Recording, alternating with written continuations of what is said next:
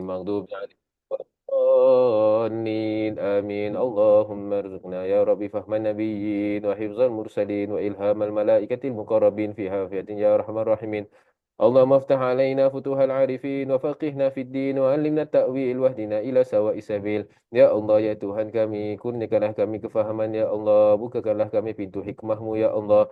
Bukakanlah kami pintu marifahmu, ya Allah. Bukakanlah kami pintu pengetahuanmu, ya Allah. Ya Allah, ya Tuhan kami, izinkan kami dapat sampai kepadamu, ya Allah. Izinkan kami dapat mengenalmu, ya Allah. Sebenar-benar kenal, ya Allah. Ya Allah, ya Tuhan kami, keluarkanlah daripada hati kami segala cebisan dunia, ya Allah, yang menjadi penghambat kami mengenalmu, ya Allah. Bibarakati syafaati Rasulillah sallallahu alaihi wasallam. Wa sallallahu ala sayyidina Muhammadin wa ala alihi wa sahbihi wasallam. Walhamdulillahi rabbil alamin. Alhamdulillah, summa alhamdulillah. Syukur kita pada Allah Subhanahu wa taala. Salawat serta salam atas baginda Rasulullah sallallahu alaihi wasallam serta sahabatnya serta ahli keluarganya. Alhamdulillah, tuan-tuan dan puan rahmati Allah sekalian. Saya sebagai wakil TM Fauzi Education Center, nama saya Hasanuddin Razali, mengucapkan selamat datang, ahlan wa sahlan kepada semua peserta-peserta jemaah-jemaah yang dirahmati Allah sekalian dalam pengajian asas ilmu tauhid. Mari kita mulakan dahulu dengan sedikit kata-kata aluan yang kita mengalu-alukan kedatangan, kehadiran para jemaah yang dirahmati Allah sekalian atas semangatnya, semangat juangnya. Ada yang kita tahu mengikuti sejak daripada kursus yang pertama lagi, kursus 4 mazhab sejarah. Kemudian diikuti setelah itu dengan Marhaban Ya Ramadan. Kemudian puasa, rahsia-rahsia puasa. Ada juga yang baru join juga waktu adab penuntut ilmu. Masya Allah. Dapat mukadimah, dapat pendahuluan mengenai adab-adab penuntut ilmu, ilmu apa yang wajib dipelajari, dan ini merupakan follow up bagi kursus-kursus yang sebelum ini. Ada juga yang merupakan first time terus dapat join kursus ini. Apapun tuan-tuan dan puan rahmati Allah sekalian, kita semua berada dalam majlis-majlis ilmu, kita semua berada dalam taman-taman syurga. Tujuan kita tak lain tak bukan melainkan untuk kita mengenal Allah Subhanahu Wa Taala. Tujuan kita tak lain tak bukan kita nak kembali kepada Allah Subhanahu Wa Taala dalam keadaan nafsu kita mutmainnah, dalam keadaan jiwa kita dah tenang, dalam keadaan kita yakin seyakin-yakinnya tentang Allah Subhanahu Wa Taala. Kita mohon pada Allah Subhanahu Wa Taala agar Allah Subhanahu Wa Taala tidak mematikan kita melainkan dalam keadaan iman, melainkan dalam keadaan Islam, melainkan dalam keadaan ihsan, melainkan dalam keadaan husnul khatimah. Jangan matikan kita dalam su'ul khatimah. Muslimin muslimat yang dirahmati Allah sekalian, apabila kita sebutkan, bincangkan pada kursus yang lepas tentang ilmu-ilmu yang wajib kita pelajari sebagai seorang mukmin, sebagai seorang muslim, ilmu yang pertama yang keluar, ilmu yang pertama yang timbul, ilmu pertama yang menjadi kewajipan kita sebagai seorang Islam adalah untuk mengenal Allah SWT. Itulah kita panggil sebagai ilmu tauhid. Hence, kita buat perkara ini. Itu sebab kita buat follow up, kita buatkan kursus ini supaya kita dapat membantu sama-sama. Sama-sama kita bantu melayari perjalanan sebagai penuntut ilmu. Tuan-tuan dan puan Allah sekalian, kalau siapa yang masih ingat kursus yang lepas saya ada tanya, sudahkah kita bersedia untuk keluarkan diri kita daripada status hanya sebagai seorang awam yang biasa? Kita nak keluar, nak menjadi seorang penuntut ilmu. Are we willing to take that leap of faith? Adakah kita bersanggup kita berkorban nak menjadi penuntut ilmu? Kalau ya, kalau jawapan tuan-tuan dan puan semua adalah ya, ya saya mahu, maka officially, Masya Allah, semoga Allah Ta'ala bantu, semoga Allah Ta'ala kurniakan kemudahan, kita dah menjadi seorang penuntut ilmu. Dan bila dah jadi seorang penuntut ilmu, adab-adab penuntut ilmu semua dah kena apply pada diri kita. Jati diri seorang penuntut ilmu, sikap-sikap penuntut ilmu semua dah mula apply kepada diri kita sendiri. Maka kita harus berhati-hati sekarang. Kita ni dalam perjalanan menuju Allah SWT, kita harus kurangkan segala apa yang menghambat kita sampai menuju kepada Allah SWT. Perjalanan ini tuan-tuan dan puan, perjalanan nak kenal Allah SWT, kita akan ada banyak-banyak rintangan. Boleh jadi rintangan dunia, boleh jadi rintangan hawa nafsu, boleh jadi rintangan penyakit hati, rintangan harta, rintangan ini, banyak macam-macam rintangan. Tapi kita semua dalam perjalanan. Tuan-tuan dan puan, ini yang paling penting. Saya rasa kita harus semua sama-sama kita berjanji, kita sama-sama bertekad, aku ni sekarang perjalanan menuju Allah SWT. Aku nak betul-betul letak komitmen aku nak mengenal Allah Subhanahu Wa Taala. Mahar, mas kahwin bagi kursus ini tuan-tuan dan puan tidak lain tidak bukan hanya semangat juang yang tinggi. Hanya semangat tekad yang tinggi untuk kita mengenal Allah Subhanahu Wa Taala. Maka dengan niat ini, mari kita mulakan kita punya kursus ataupun pengajian ini. Pengajian ini tuan-tuan dan puan rahmati Allah sekalian, kalau tuan-tuan puan nak tengoklah, ini rangka keseluruhan dia lah. Ini sangat-sangat important, sangat-sangat penting ni. Kata mukadimah pendahuluan saya ni sangat-sangat penting untuk kita tahu jalan kita. Jalan kita nak menuju kepada Allah Subhanahu Wa Taala menerusi ilmu tauhid, ilmu mengenal Allah Subhanahu Wa Taala mesti akan bermula dengan mukadimah dahulu, mukadimah pendahuluan. Jadi fokus kursus ini tuan-tuan dan puan rahmati Allah sekalian adalah untuk untuk bincangkan perkara-perkara pendahuluan yang sangat-sangat penting sebelum kita mulakan perjalanan kita dalam ilmu tauhid. Jadi tuan-tuan dan puan dirahmati Allah sekalian, kita akan mulakan dahulu mukadimah pendahuluan. Saya tak boleh nak janji apa-apa, okey, sebab ilmu ini tak boleh nak ambil secara cepat-cepat, nak ambil secara orang panggil nak instant. Semuanya nak instant, semua nak dah siap, lepas tu kita kasih on the spot. Pak, tak boleh. Ilmu itu bukan begitu. Ilmu inama itu yu'khazu bil ayami wal layali. Dia ikut hari. Pelan-pelan. Kita ambil 3 sesi ni dahulu. Kita tengok mana kita boleh cover. 3 sesi ni targetnya tuan-tuan dan puan, sekurang-kurangnya kita dah habis memukadimah pendahuluan. Ustaz, panjangnya Ustaz kita punya perjalanan. Ya, perjalanan untuk ilmu ni bukan hanya 3 sesi ini tuan-tuan dan puan sekalian. Itu sebab kursus ini kita namakan apa? Kita namakan pengajian asas. Asas ilmu tauhid. Bermakna the starter kit untuk masuk dalam bidang ini, asas ini mesti ada. Dan tuan-tuan dan puan, jangan kita perlekehkan asas ini. Kerana saya nampak, kita nampak sendiri. Para ulama sendiri mengatakan, ramai daripada pelajar-pelajar belajar ilmu tauhid tapi tak nampak hasilnya. Ramai pelajar-pelajar belajar ilmu tauhid, belajar luar negeri dan sebagainya, belajar ilmu tauhid. Tapi bila balik, kenapa keyakinan aku tak yakin ni? Macam mana? Begitu. Sebentar ada orang.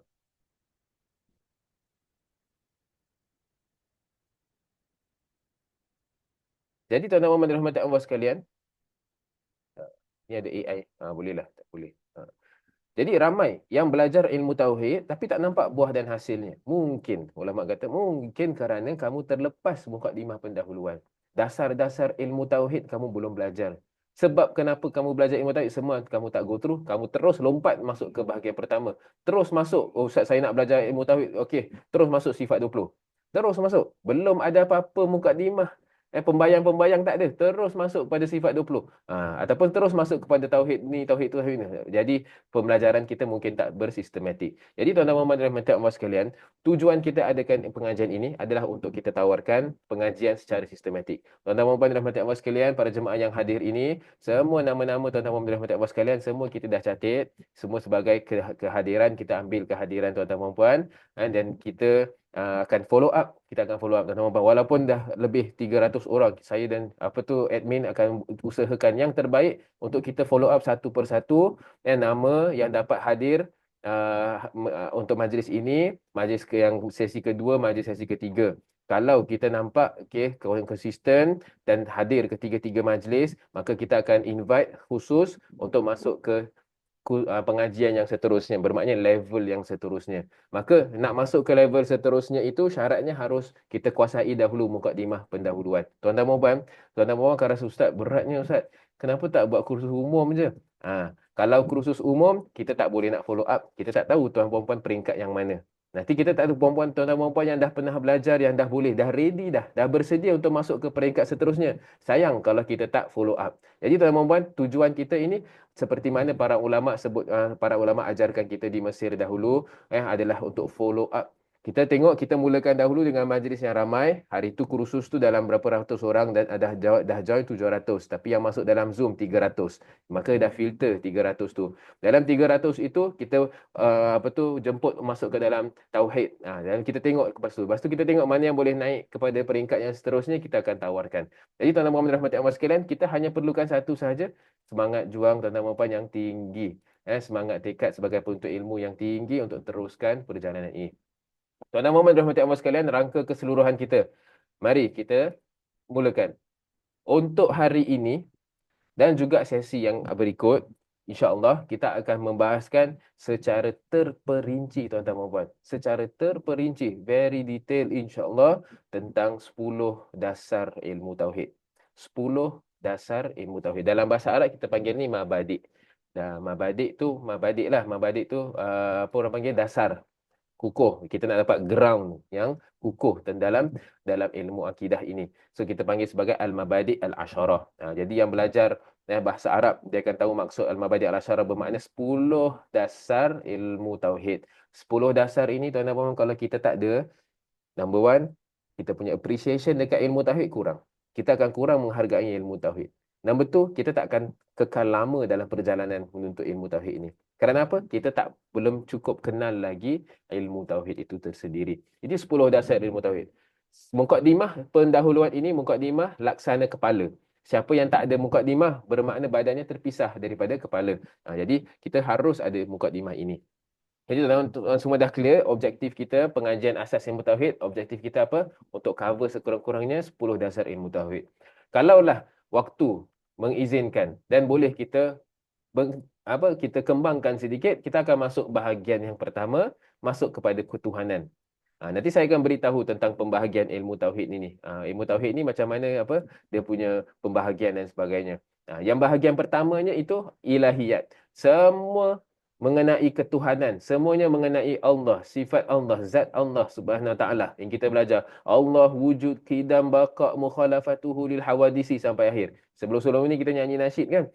Lagu itu kan sifat-sifat Allah Subhanahu Wa Taala. Ini kita akan masuk secara detail pengertian setiap sifat, dalil setiap sifat dan sebagainya. Ini bahagian pertama. Dan bahagian yang kedua, saya tak pasti, rasanya bukan untuk pengajian kali ini, okey, kerana memang tak sempat. Dan kita akan masuk kepada kenabian, sifat para nabi. Yang mana bahagian ini kita panggil sebagai an-nubuwat, kenabian. Apa-apa sifat-sifat tentang nabi, para nabi. Tentang mukjizat, tentang siddiq, amanah, tabligh, fatanah dan sebagainya. Dan bahagian yang kedua, sangat-sangat penting. Lagi-lagi kita di akhir zaman ini, kita dah dekat dah sangat dengan apa yang Nabi SAW dah sebutkan. Jadi tentang perkara-perkara ghaib. Jadi kita akan mulakan dahulu dengan tentang malaikat tu apa, jin tu apa, syaitan tu apa, apa beza jin dan syaitan, apa beza dan sebagainya, roh tu apa dan sebagainya. Kemudian masuk tentang ahwal yaumil akhir. Bermakna keadaan-keadaan hari akhir, hari akhirat. Jadi sebelum hari kiamat tu, dia ada tanda-tanda kiamat. Lepas tu dia ada kronologi, apa yang berlaku dari keluarnya Mahdi. Jadi tuan-tuan membahaskan tentang Imam Mahdi, membahaskan tentang Ya'juj Ma'juj, membahaskan tentang Dajjal, membahaskan tentang itu semua merupakan iman juga, sebahagian daripada ilmu tauhid. Jadi itu adalah bahagian yang ketiga, as-sam'iyat. Jadi yang pertama tadi apa tuan-tuan? Bahagian yang pertama tadi ilahiyat. Semua mengenai ketuhanan, mengenai Allah Subhanahu Wa Taala. Yang kedua mengenai para nabi, sifat-sifat para nabi. Dan yang ketiga mengenai perkara-perkara yang gaib, yang sam'iyat. Dan ketahuilah, ini merupakan pokok asas ilmu tauhid. Siapa yang dah cover these three things secara detail, maka dia dah menguasai, insya-Allah dah menguasai dan sekurang-kurangnya dah masuk ke dalam lautannya ilmu tauhid. Dan bahagian keempat ni untuk ulang kaji, penilaian dan langkah seterusnya. Muslimin muslimat dirahmati Allah sekalian, kita ni bukan macam kita pergi sekolah, maksud dia ada exam. Tadi ada yang ada risau, tadi ada yang message, Ustaz, ada exam ke ni semua? Tuan-tuan dan puan, exam kita bermula daripada faedah pertama kita mendengar ilmu yang baru. Bila kita belajar satu yang baru, exam dah mula dah. Exam dia apa? Kita amalkan tak setelah itu? Itu dah cukup dah sebagai exam kita. Exam periksa yang dah mencukupi adalah apabila kita belajar tu, kita terus amalkan ataupun kita hanya jadikan dia halawah telinga. Berkali-kali kita sebutkan dalam kursus kita. Jangan jadikan kursus ini sebagai sebuah channel TV yang kita lihat sahaja. Jangan jadikan kursus-kursus ini sebagai video YouTube yang umum yang kita hanya tengok kerana leisure, entertainment. Tidak. Jangan jadikan ini hanya sebagai halawah manis telinga untuk didengari. Tidak. Setiap ilmu yang dipelajari harus disertai dengan amal. Harus disertai dengan manifestasi, serapkan di dalam diri. Biar jadi sebati, jadi daging, darah daging. Begitu tuan-tuan dan puan dirahmati Allah sekalian. Dan langkah seterusnya, bermakna kita akan masukkan siapa yang selesai 3 sesi ini, insya-Allah kita akan invite khusus untuk masuk kepada sesi yang seterusnya. Kita tak akan umumkan secara umum kerana ini perlu kepada mukadimah. Jadi ini mukadimah, siapa yang dah selesai, orang yang dah selesai kita boleh offer pergi masuk ke sesi yang lain. Wallahu subhanahu wa taala alam. Okay, kita ambil dalam 20 minit ini untuk berikan secara keseluruhan rangka rangka keseluruhan ilmu tauhid ini. Perjalanan kita dalam ilmu tauhid ini. 10 dasar, bahagian pertama ketuhanan, bahagian kedua kenabian, bahagian ketiga perkara gaib dan baru akhir. Okey. Tuan-tuan Muhammad dan rahmati Allah sekalian, jangan risau. Semua kertas kerja akan diberikan. Semua kertas kerja ini insya-Allah kita akan berikan setelah selesai sesi. Setiap sesi kita akan terus berikan. Namun saya sangat-sangat harapkan tuan-tuan puan dah bersedia dengan pena, dah bersedia dengan kertas, kerana kita nak catat perkara-perkara yang kita belum pernah dengar, perkara-perkara baru yang kita belajar. Mari insya-Allah dengan berkat baginda Nabi sallallahu alaihi wasallam, dengan kita tawasulkan dengan baginda Rasulullah sallallahu alaihi wasallam, dengan para aulia, para solihin, kita mohon Allah Subhanahu wa taala mudahkan perjalanan kita menuju kepada Allah Subhanahu wa taala. Kita mohon kepada Allah SWT agar Allah SWT berkati usaha ini. Ya Allah, ya Tuhan kami hamba-Mu banyak dosa. Ya Allah, ya Allah, kami teringin untuk belajar. Ya Allah, maka Kau bangunkanlah diri kami ini. Ya Allah, sedarkanlah diri ini. Ya Allah, Kau keluarkanlah diri ini pada lautan dosa. Ya Allah, Kau unkulna, Kau pindahkanlah kami daripada hinanya maksiat kepada yakinnya taat. Ya Allah, hinanya maksiat kepada mulianya ketaatan. Ya Allah, ya Allah, dengan berkat syafaat baginda Rasulullah SAW, kurniakanlah kami mutiara-mutiara kemakrifatan padamu. Ya Allah, bijahi baginda Nabi sallallahu alaihi wasallam. Amin ya rabbal alamin. Kita mulakan dahulu tuan-tuan dan puan-puan Allah sekalian dengan mukadimah kita 10 dasar ilmu tauhid. Saya sebut dalam Arab senang jadi semua ni boleh hafal al-mabadi al-asyarah. Bila saya sebut mabadi asyarah, semua tahu 10 dasar. Kalau saya tanya apa mabadi asyarah untuk ilmu tauhid?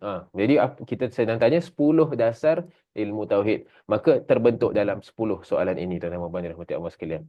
Kita pelan-pelan, kita tengok dahulu di skrin, okey, sambil-sambil saya bacakan. Okey, tuan-tuan puan terapkan. Soalan ini betul kita tanya soalan-soalan macam ini memang penting untuk aku mengenal. Kerana kalau tak kenal, kita takkan cinta, kita takkan menghargai ilmu tu, kita takkan rasa kita nak belajar pun ilmu tersebut. Maka yang pertama, nak kenal dulu ilmu tauhid. Mesti kena ada pengertian. We call this definition. Nak apa-apa mesti mula dengan definition. Macam kita tanya, apa makna ilmu tauhid? Ustaz, saya pun tak pasti. Ilmu tauhid lah, ilmu kepercayaan lah. Apa makna maksud sebenar ilmu tauhid? Kita nak kena tahu. Bila tahu, ya Allah, ilmu tauhid ni rupanya begini. Masya Allah, barulah rasa terpanggil betul-betul nak belajar ilmu tauhid. Selama ni ingatkan tauhid tu, tauhid mengesakan, itu je, mengesakan.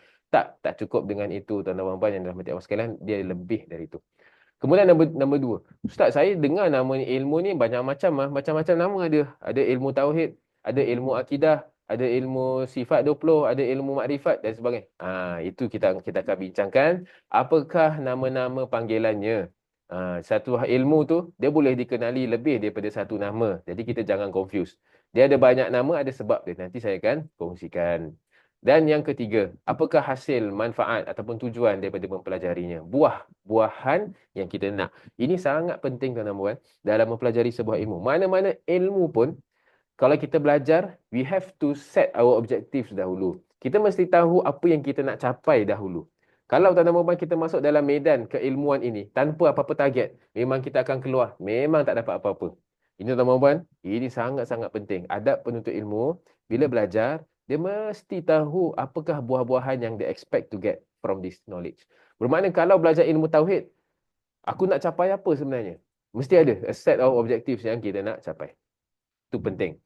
Dan yang keempat, apakah kemuliaan dan kelebihan ilmu tauhid ini?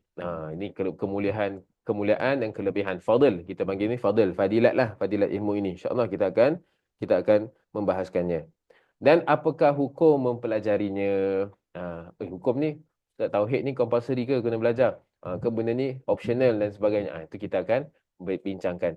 Dan yang keenam, dari manakah sumber kandungannya? Ilmu tauhid ni datang dari mana? Ustaz, zaman Nabi mana ada istilah ilmu tauhid? Zaman Nabi mana ada sifat 20? Ini selalu soalan-soalan yang kita kena. Awak nak ikut Nabi ke awak nak ikut Imam Abu Hasan Ash'ari? Awak nak ikut Imam Syafi'i ke awak nak ikut Nabi? Seakan-akan Imam Ash'ari tidak mengikuti Nabi SAW. Seakan-akan Imam Syafi'i itu tidak mengikuti Nabi SAW. Seakan-akan ilmu tauhid ini direka-reka oleh para ulama. Tuan-tuan dan puan, itu sebab wajib kita tahu mana sumber kandungan ilmu tauhid ini. Soalan yang keenam. Mari kita masuk soalan yang ketujuh. Teman-teman, kalau saya terlalu cepat, kalau saya terlalu pantas, terlalu laju, boleh beritahu kat komen. Ustaz, slow down Ustaz. Ini laju sangat. Yang ketujuh. Siapakah yang menyusun ilmu ini? Siapa yang paling banyak berjasa dalam menyusunkan ilmu tauhid ini sampai menjadi pegangan umat kita hari ini? Tuan-tuan Muhammad dan rahmati Allah sekalian, dalam fikih kita dah belajar sejarah 4 mazhab. Kita tengok macam mana susunan-susunan para ulama tentang ilmu fikih. Begitu ilmu fikih sama juga macam ilmu akidah. Bagaimana ilmu fikih itu disusun oleh para ulama menjadi sebuah disiplin ilmu. Yang menjadi mazhabnya mazhab yang 4, iaitu Syafi'i, Maliki, Hanafi, Hanbali dan sebagainya. Ini mazhab 4 yang muktabar dalam fikih. Begitu juga dalam ilmu akidah, ada juga penyusunnya. Nanti insya-Allah kita akan sebutkan. Penyusun inilah yang kita kenali sebagai yang Nabi SAW sifatkan ahlu sunnati wal jamaah. Nah, itu perbahasan yang sangat panjang. Saya rasa untuk soalan yang ketujuh ini dah akan dibawa kepada sesi seterusnya. Minggu depan kita akan discuss secara terperinci dia punya sejarah dia daripada awal Nabi SAW sampailah ter-establishnya Asy'ari dan Asy'ariyah dan sebagainya. Itu yang ketujuh. Kemudian apakah kaitan ilmu ini dengan ilmu lain? Ini insya-Allah kita akan bahaskan. Dan yang paling penting, nombor 9 dan 10. Kita kena tahu apa yang kita nak belajar. We have to know apa yang kita nak belajar. Apakah skop perbincangannya secara umum. So kita nak kena tahu dia punya topik-topik. Nah, apa yang nak belajar dalam ilmu tauhid ni, apa dia punya fokus dia secara umum. Kemudian secara terperinci bagaimana. Okey. Dan Muhammad dan rahmati Allah sekalian, ini 10 soalan yang kita ingin jawab. Kita cuba sedaya upaya mana yang kita mampu untuk kita bahaskan, bincangkan. Sesiapa yang mempunyai soalan, tuan-tuan Muhammad dah boleh mula letak di chat, boleh mula letak di komen dekat sini. InsyaAllah kita akan stop 3.30. 3.30 tu saya akan khaskan siapa yang nak bertanya soalan-soalan yang berkenaan dengan apa yang kita dah bincangkan, silakan. Jadi 30 minit tuan-tuan Muhammad saya berikan waktu. Ini untuk mengambil feedback yang mengatakan kursus yang sebelum ini tak ada chan langsung, tak ada chan untuk bertanya dan sebagainya kerana 10 minit tak cukup. Jadi kita habis 3.30. Dan teman-teman boleh bertanya, nak on mic boleh silakan, nak type pun boleh, tak ada masalah. Baik, muslim-muslim yang dirahmati Allah sekalian, saya harap semua dengan bersemangat yang tinggi, mari kita mulakan yang pertama. Dalam mempelajari setiap ilmu, para ulama mensyaratkan harus terlebih dahulu mengetahui 10 dasar yang tadi saya dah sebutkan. Dia punya rangkap syair dia dalam bahasa Arab begini. Inna mabadi kulli fannin asyarah al-haddu wal mawdu'u thumma thamarah wa nisbatun wa fadluhu wal wadi' al-ismul istimdadu hukmu syari' masailu wal ba'du bil ba'di iktafa wa man daral jami'a haza syarafa. Ini bukan ayat Quran ini pantun, ni syair. Inna mabadi kulli fanin asyarah. Sungguh setiap dasar ilmu itu ada 10. Al-haddu wal mawdu'u thumma thamarah. 3. Yang pertama pengertian. Yang kedua skop perbincangan. Yang ketiga manfaat dan hasil. Ini saya dah sebutkan tadi. Wa nisbatun wa fadluhu wal wadi'. Kaitannya dengan ilmu lain dengan kelebihan penyusun. Al-ismul istimdadu hukmu syari'. Nama sumber hukum belajar. Dan yang akhir masail, perincian masalah. Wal ba'du bil ba'di iktafa. Siapa yang tahu sebahagian mabadi', dia dah mencukupi. Bermakna, Ustaz, saya tak tahu 10 lah. Tapi saya dapat tahu 3, 4 dah mencukupi dah okey.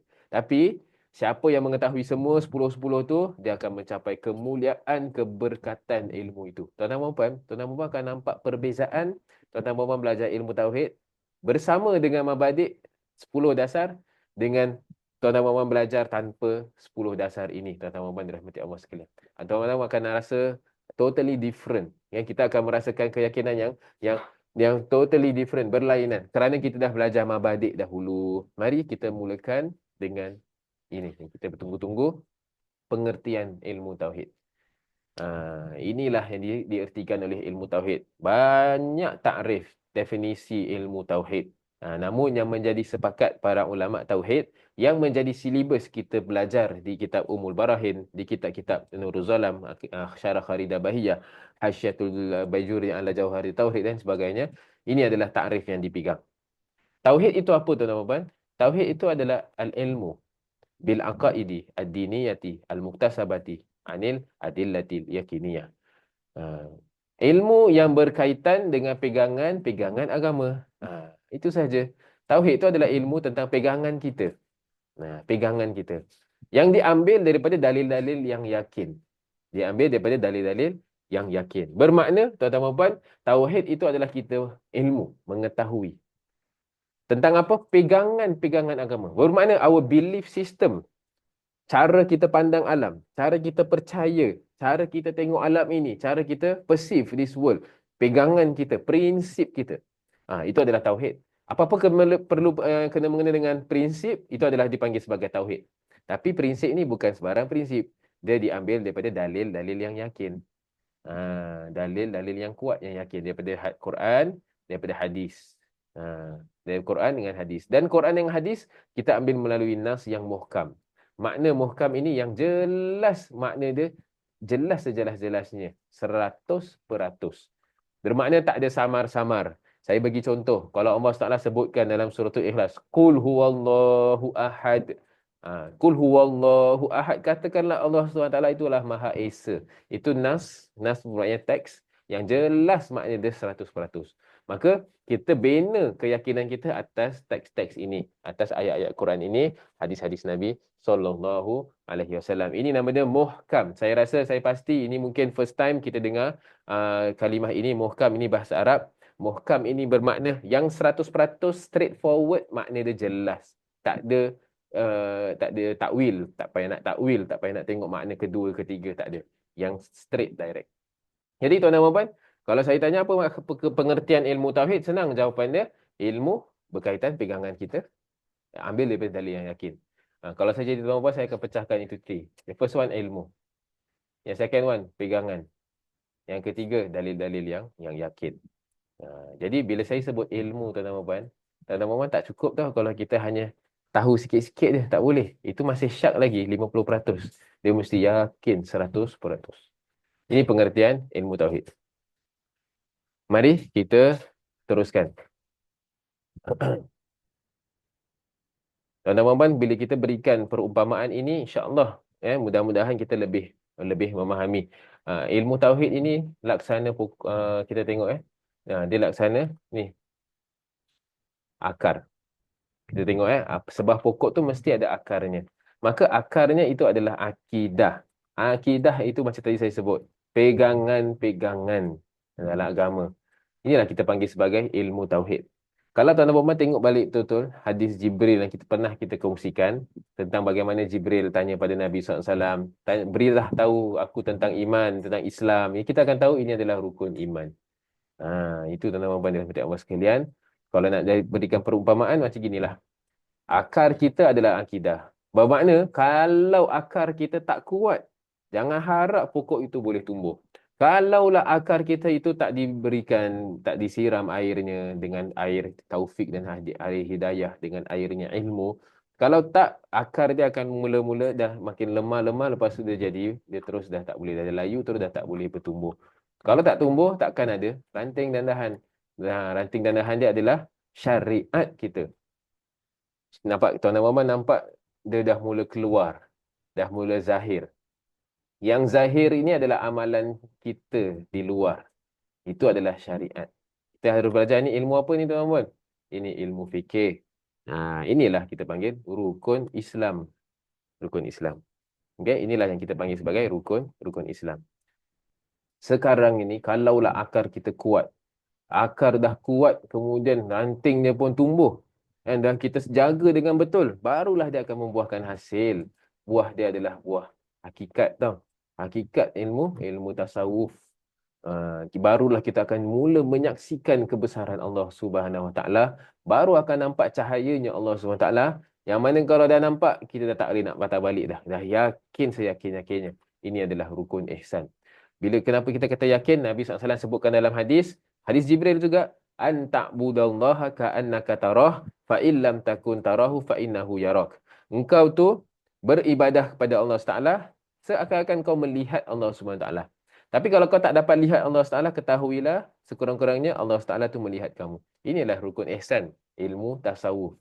Ini adalah hasil buahnya, hakikat. Tapi buah takkan ada, takkan berbuah selagi ranting dan dahan tu tak kuat. Ranting dan dahan tak kuat selagi mana akar tu tak kuat. Maka tuan-tuan perasan kepentingan ilmu tauhid ni. Nak ertikan ilmu tauhid ni seperti apa? Seperti akar. Wallahu subhanahu wa ta'ala alam. Mudah-mudahan ini memberikan gambaran yang jelas tentang kedudukan ilmu akidah, pengertian ilmu tauhid. Kalau kita tengok hakikat ilmu tauhid ni sebenarnya apa? Ya. Kalau nak tengok betul-betul sebenarnya ilmu tauhid ni apa sebenarnya?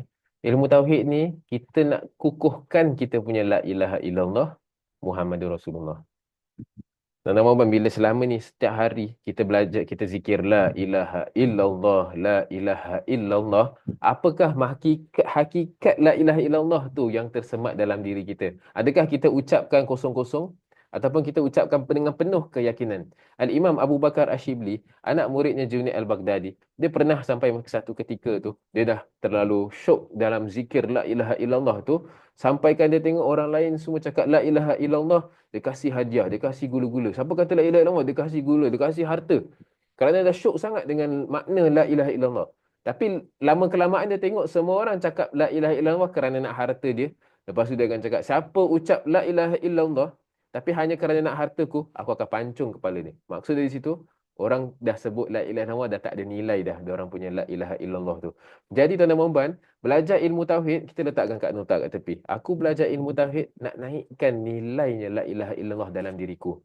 La ilaha illallah terlalu agung makna dia. Tapi diriku ini sendiri yang memperkecilkan makna la ilaha illallah tanpa ku sedari. Sebab setiap kali sebut la ilaha illallah, tiada Tuhan selain Allah. Tapi amalan kita maksiat jalan terus. La ilaha illallah, tapi bila bab rezeki kita masih syak dengan Allah SWT. La ilaha illallah, tapi apabila ditimpa kesusahan, musibah, kita merungut. Ya Allah, kenapa aku? Why me? Why me? Why I am born like this? Gini, tak ada. Jadi tuan-tuan dan puan-puan sekalian, belajar ilmu tauhid untuk kukuhkan la ilaha illallah Muhammadun Rasulullah. Dan teman-teman, perasan tak kita punya syahadah, kita tak cakap Allahu Rabbuna. Kita tak kata Allah Tuhan kami. Tidak. Kita mulakan dengan nafi dulu. Kita menafikan dulu. Tiada Tuhan. Ini la ilaha. Kerana kuatnya keyakinan kita, kita menafikan semua yang lain. Kita menafikan semua Tuhan-Tuhan yang lain. Tak ada, memang tak ada. Tiada. Menafikan. Baru illallah. Tiada Tuhan melainkan Allah. Kecuali Allah. Bermakna dah tak ada Tuhan lain, Allah sahaja yang ada. Beza dalam bahasa Arab, tuan-tuan dan puan, ada perbezaan kalau saya cakap Allah Tuhan saya dengan tiada Tuhan melainkan Allah. Mana lebih kuat? Tiada Tuhan melainkan Allah itu lebih kuat. Begitulah tuan-tuan dan puan sekalian, kalau kita baca semua kitab-kitab tauhid, kitab-kitab akidah, kita akan dapati ini puncaknya. Ini contohnya petikan daripada kitab Jawi, kitab Baqaratul Amani. Kita panggil musannifnya, dia punya pengarang dia, nama penuhnya Tuan Guru Al-Alim Al-Allamah Syekh Baba Ismail bin Abdul Qadir Al-Fatani. Tapi bahasa lokalnya Pak Dail lah.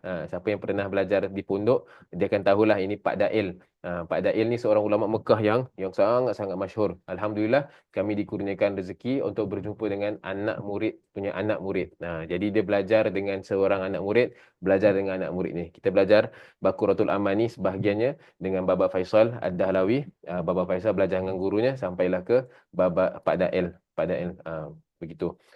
Jadi di alam Baqaratul Amani ini sendiri, kita punya tujuan ketahui olehmu akan bahawasanya erti kalimah la ilaha illallah itu tiada Tuhan melainkan Allah, dan maknanya, yakni ertinya, makna kalimat ini Allah Ta'ala jualah Tuhan. Allah Ta'ala jualah Tuhan. Itu yang kita nak tanamkan dalam hati. Allah Ta'ala jualah Tuhan. Dan seterusnya, dan erti kalimat Muhammadur Rasulullah itu bermula Nabi Muhammad anak Abdullah, itu satu pesuruh daripada pesuruh-pesuruh Allah dan sebagainya. Jadi ini adalah hakikat ilmu tauhid. Tuan-tuan, nak kukuhkan la ilaha illallah Muhammadun Rasulullah sallallahu alaihi wasallam. Ini paling yang akan resonate dengan seharian kita. Yang kedua, sebenarnya tuan-tuan dan puan, bila kita belajar ilmu tauhid ni, kita nak menafikan semua asas-asas kekufuran yang 8. Ustaz, kekufuran tu ada 8 asas? Ya. Kita kadang-kadang takut kita termasuk dalam asas kekufuran yang 8 ini. Kadang-kadang kita terfikir tentang Allah Taala yang boleh membuat kita terjerumus dalam asas kekufuran yang 8 ini. Ustaz, mana nak dapat ni asas kekufuran yang 8? Tuan-tuan boleh lihat sahaja surah yang setiap hari kita baca, surah yang menjadi surah yang sangat lazim bagi kita, Suratul Ikhlas. Masya Allah. Bismillahirrahmanirrahim. Qul huwallahu ahad. Allahus samad. Lam yalid wa lam yulad wa lam yakul lahu kufuwan ahad. Ini apabila kafir Quraisy tanya pada Rasulullah SAW, kau beritahu kami tentang Tuhanmu. Terus Allah Taala turunkan ayat ini. Maka ayat ini, surah ini. Surah ini tuan-tuan dan puan, nama lain kita panggil ini adalah surah Tauhid. Ini adalah surah asas ilmu Tauhid. Qul huwallahu ahad. Dalam bila kita katakanlah Allah itu yang Maha Esa, kita sedang menafikan dua asas kekufuran. Yang pertama, kita sedang menafikan Tuhan itu berbahagian-bahagian. Maksudnya kita kata Tuhan ini dia ada kepala, dia made up of some parts, dia made up of ni, dia ada anggota tubuh. Kita kata Tuhan itu berbahagian. Tuan-tuan, itu adalah asas kekufuran. Kita takut sangat kita terjatuh bila kita kata Allah Taala itu ada tangan. Kita kata Allah Taala itu ada mata. Allah Taala itu ada tubuh badan. Kita sedang mensifatkan Allah dengan sifat-sifat makhluk. Kita kata Allah Taala itu berbahagian-bahagian. Tak boleh. Itu adalah salah sebuah daripada asas kekufuran. Dan yang kedua, Tuhan berbilang-bilang. Kita kata Tuhan ini tiga. Innallaha thalithu salasa. Tuhan itu yang tiga daripada yang ketiga. Tuhan itu berjuta-juta. Tuhan itu berpuluh-puluh. Tuhan itu beribu-ribu. Tak ada. Jadi, ini kita panggil sebagai al-kathratu wal-adad. Jadi antara asas kekufuran adalah kita mengatakan Allah Taala itu banyak ataupun Allah Taala itu ada berbahagian-bahagian. Allahus Samad. Dalam surah Ikhlas kita sedang menafikan lagi dua lagi asas kekufuran. As-Samad itu bermakna Allah Taala itu berdiri dengan sendirinya. Allah Samad bermakna Allah Taala itu kuat, maha berdiri pada sendiri, tidak perlukan yang lain. Maka kita menafikan dua lagi asas kekufuran yang mengatakan Tuhan berhajat kepada yang lain ataupun Tuhan itu lemah. An-naqsu wal qillah. Maksud di sini ialah lemah, cacat, kurang dan sebagainya. Siapa yang menisbahkan kekurangan pada Allah, siapa yang menisbahkan Tuhan berhajat, menupan, kita Tuhan tu berhajat kepada yang lain, maka itu adalah asas kekufuran. Hati-hati tuan-tuan dan puan bila kita nak cakap apa-apa tentang zat Allah dan sifat Allah Subhanahu Wa Taala. Dah berapa asas kekufuran so far? Dah 4. Ada lagi 4. Lam yalid wa lam yulad. Tuhan tidak beranak, tidak pula diberanakkan. Maka kita sedang menafikan sebab bagi Allah Taala. Tuhan itu bersebab ataupun Tuhan itu disebabkan. Ini semua adalah sifat makhluk. Adanya kita tuan-tuan dan puan kerana saya ni dilahirkan. Dan orang rumah akan melahirkan. Itu ada sebab dan kami disebabkan. Al-illah wal ma'lul. Tuhan ini tak ada illah, Tuhan ini bukan ma'lul. Tuan-tuan dan puan, lam yalid bermakna tak boleh bersebab. Bermakna kita tak boleh cakap Tuhan ini mesti ada sebab, mesti ada illah bila ciptakan dunia ini. Mesti ada illah. Kalau tak boleh ciptakan, tak boleh. Ini tak boleh. Kita tak boleh kata Tuhan itu bersebab. Allah Taala nak ciptakan itu Allah Taala punya suka. Dia lah yang maha berkehendak. Dia nak ciptakan boleh, dia tak nak pun boleh. Dia tak perlu ada sebab. Jadi Tuhan ini tak perlu bersebab. Dan yang terakhir, walam yakun lahu kufuwan ahad. Menafikan kufuwan tu Allah Taala tu tidak setara. Tidak ada yang setara dengan Allah SWT. Maknanya kufuwan, tak ada yang boleh menandingi. Itu maksud. Walam yakun lahu kufuwan ahad. Tak boleh menandingi Allah Subhanahu Wa Taala. Maka kita menafikan Tuhan itu serupa dengan makhluk.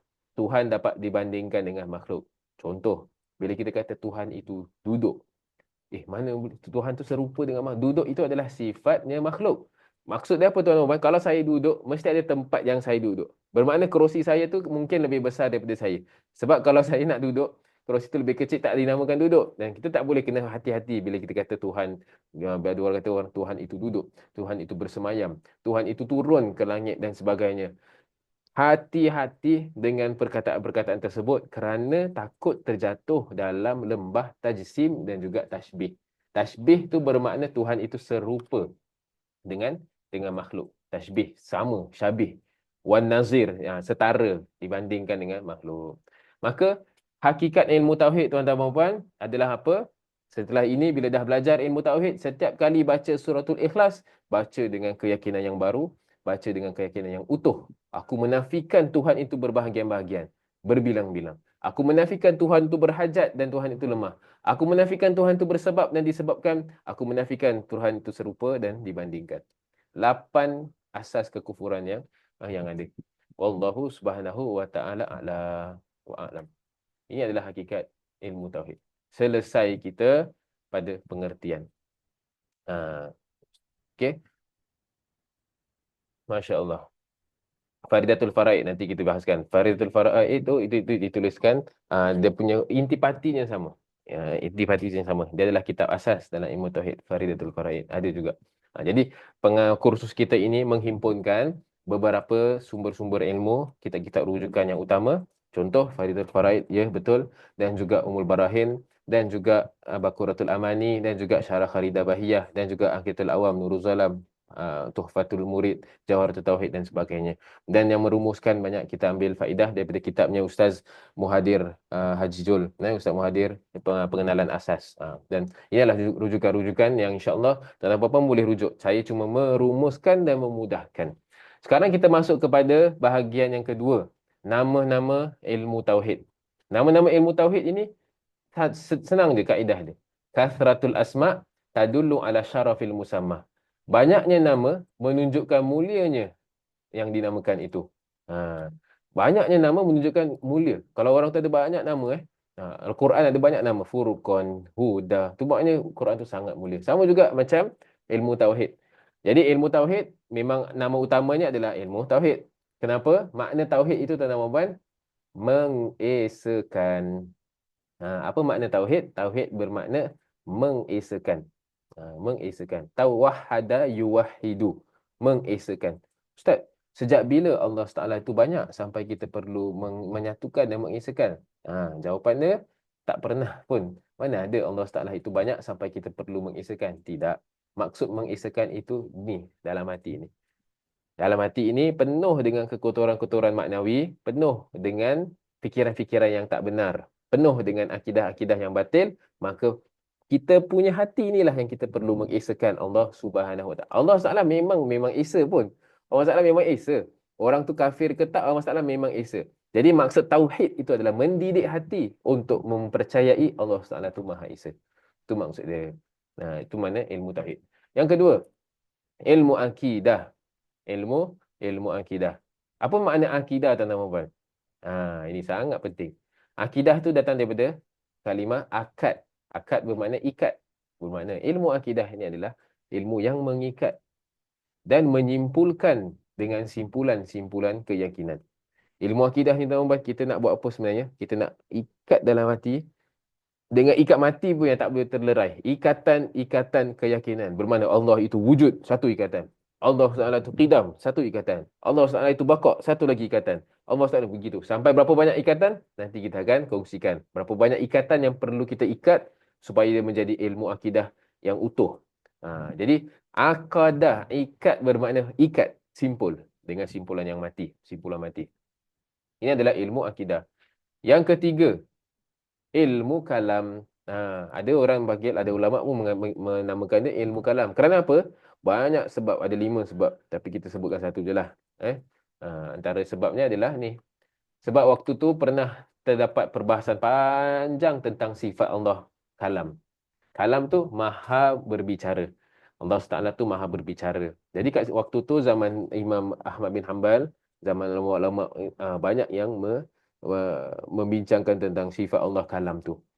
Sifat kalam, apa ni? Kalam ni makhluk ke tak? Quran ni makhluk ke tak? Macam-macam debate-debate fitnah pun berlaku. Maka dengan itu dipanggil ilmu kalam. Tapi ada yang ulama mengatakan maksud ilmu kalam ni kerana banyaknya kalam. Banyak berbual. Banyaknya kita berbual. Banyaknya kita perbahaskan tentang masalah-masalah dalam ilmu tauhid inilah. Jadi ini nama yang ketiga. Ada nama lain? Ya. Ilmu usuluddin. Ini pun sering kita dengar. Usul tu apa? Pokok dan asas agama. Pokok kita ada 3 serangkai. Ada 3. Jadi iman, Islam dan ihsan. Jadi tu usuluddin tu semua. 3 serangkai. 3 serangkai asas agama Islam. Ini adalah ilmu usuluddin. Ada nama lain? Ya. Ilmu sifat. Kerana dalam dia ada perbahasan sifat 20. Tuan-tuan dah berapa nama? 1, 2, 3, 4, 5. Ilmu tauhid, akidah, kalam, usuluddin, sifat. Semuanya sama. Kasratul asma' tadullu ala syarafil musamma. Banyaknya nama menunjukkan mulianya yang dinamakan. Wa taghayyurul asma' la yughayyirul musamma. Saya tukar nama tak bermakna saya tukar hakikat. Hakikatnya tetap sama. Mempelajari mengenai Allah Subhanahu Wa Taala. Ada nama lain? Ya. Nama ilmu makrifat, ilmu mengenal Allah Subhanahu Wa Taala. Ni Another word, ilmu ma'rifatullah. Itu maksud dia. Dan yang seterusnya ilmu aqaidul iman. Simpulan-simpulan keimanan. Dan yang terakhir, ilmu fikih al-akbar.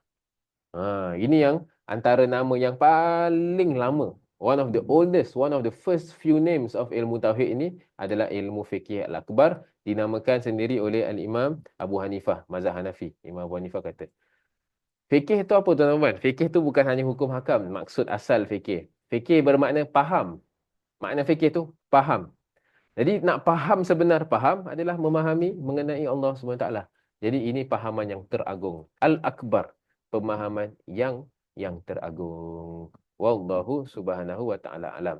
Jadi selesai nama-nama ilmu ilmu tauhid. Sebelum kita masuk manfaat mempelajari ilmu tauhid. Tuan-tuan dan puan bolehlah nak minum-minum dahulu. Nak bertanya soalan, boleh bertanya soalan. Ilmu tauhid ni tuan-tuan dan puan, kita kena ambil sikit, sikit. Rehat sekejap. Sikit, sikit. Rehat. Lain dengan cara ilmu tasawuf, tuan-tuan.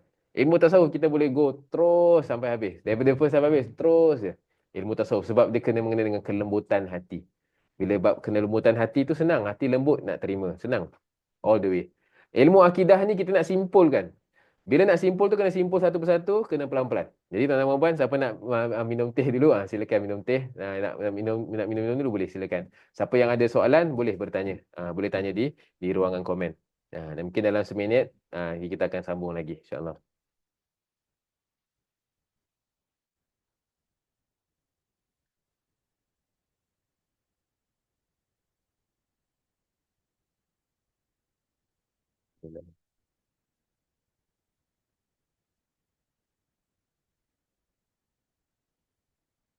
Siapa yang ada soalan masukkan dulu di komen. Jadi kita boleh bahaskan nanti.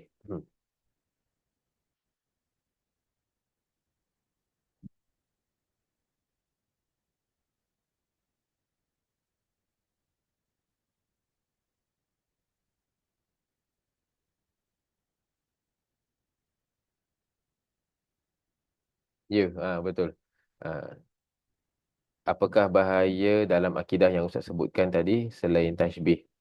Jadi yes, nanti insya-Allah kita akan perbahaskan. Ada yang juga tanya mengenai sanad keilmuan.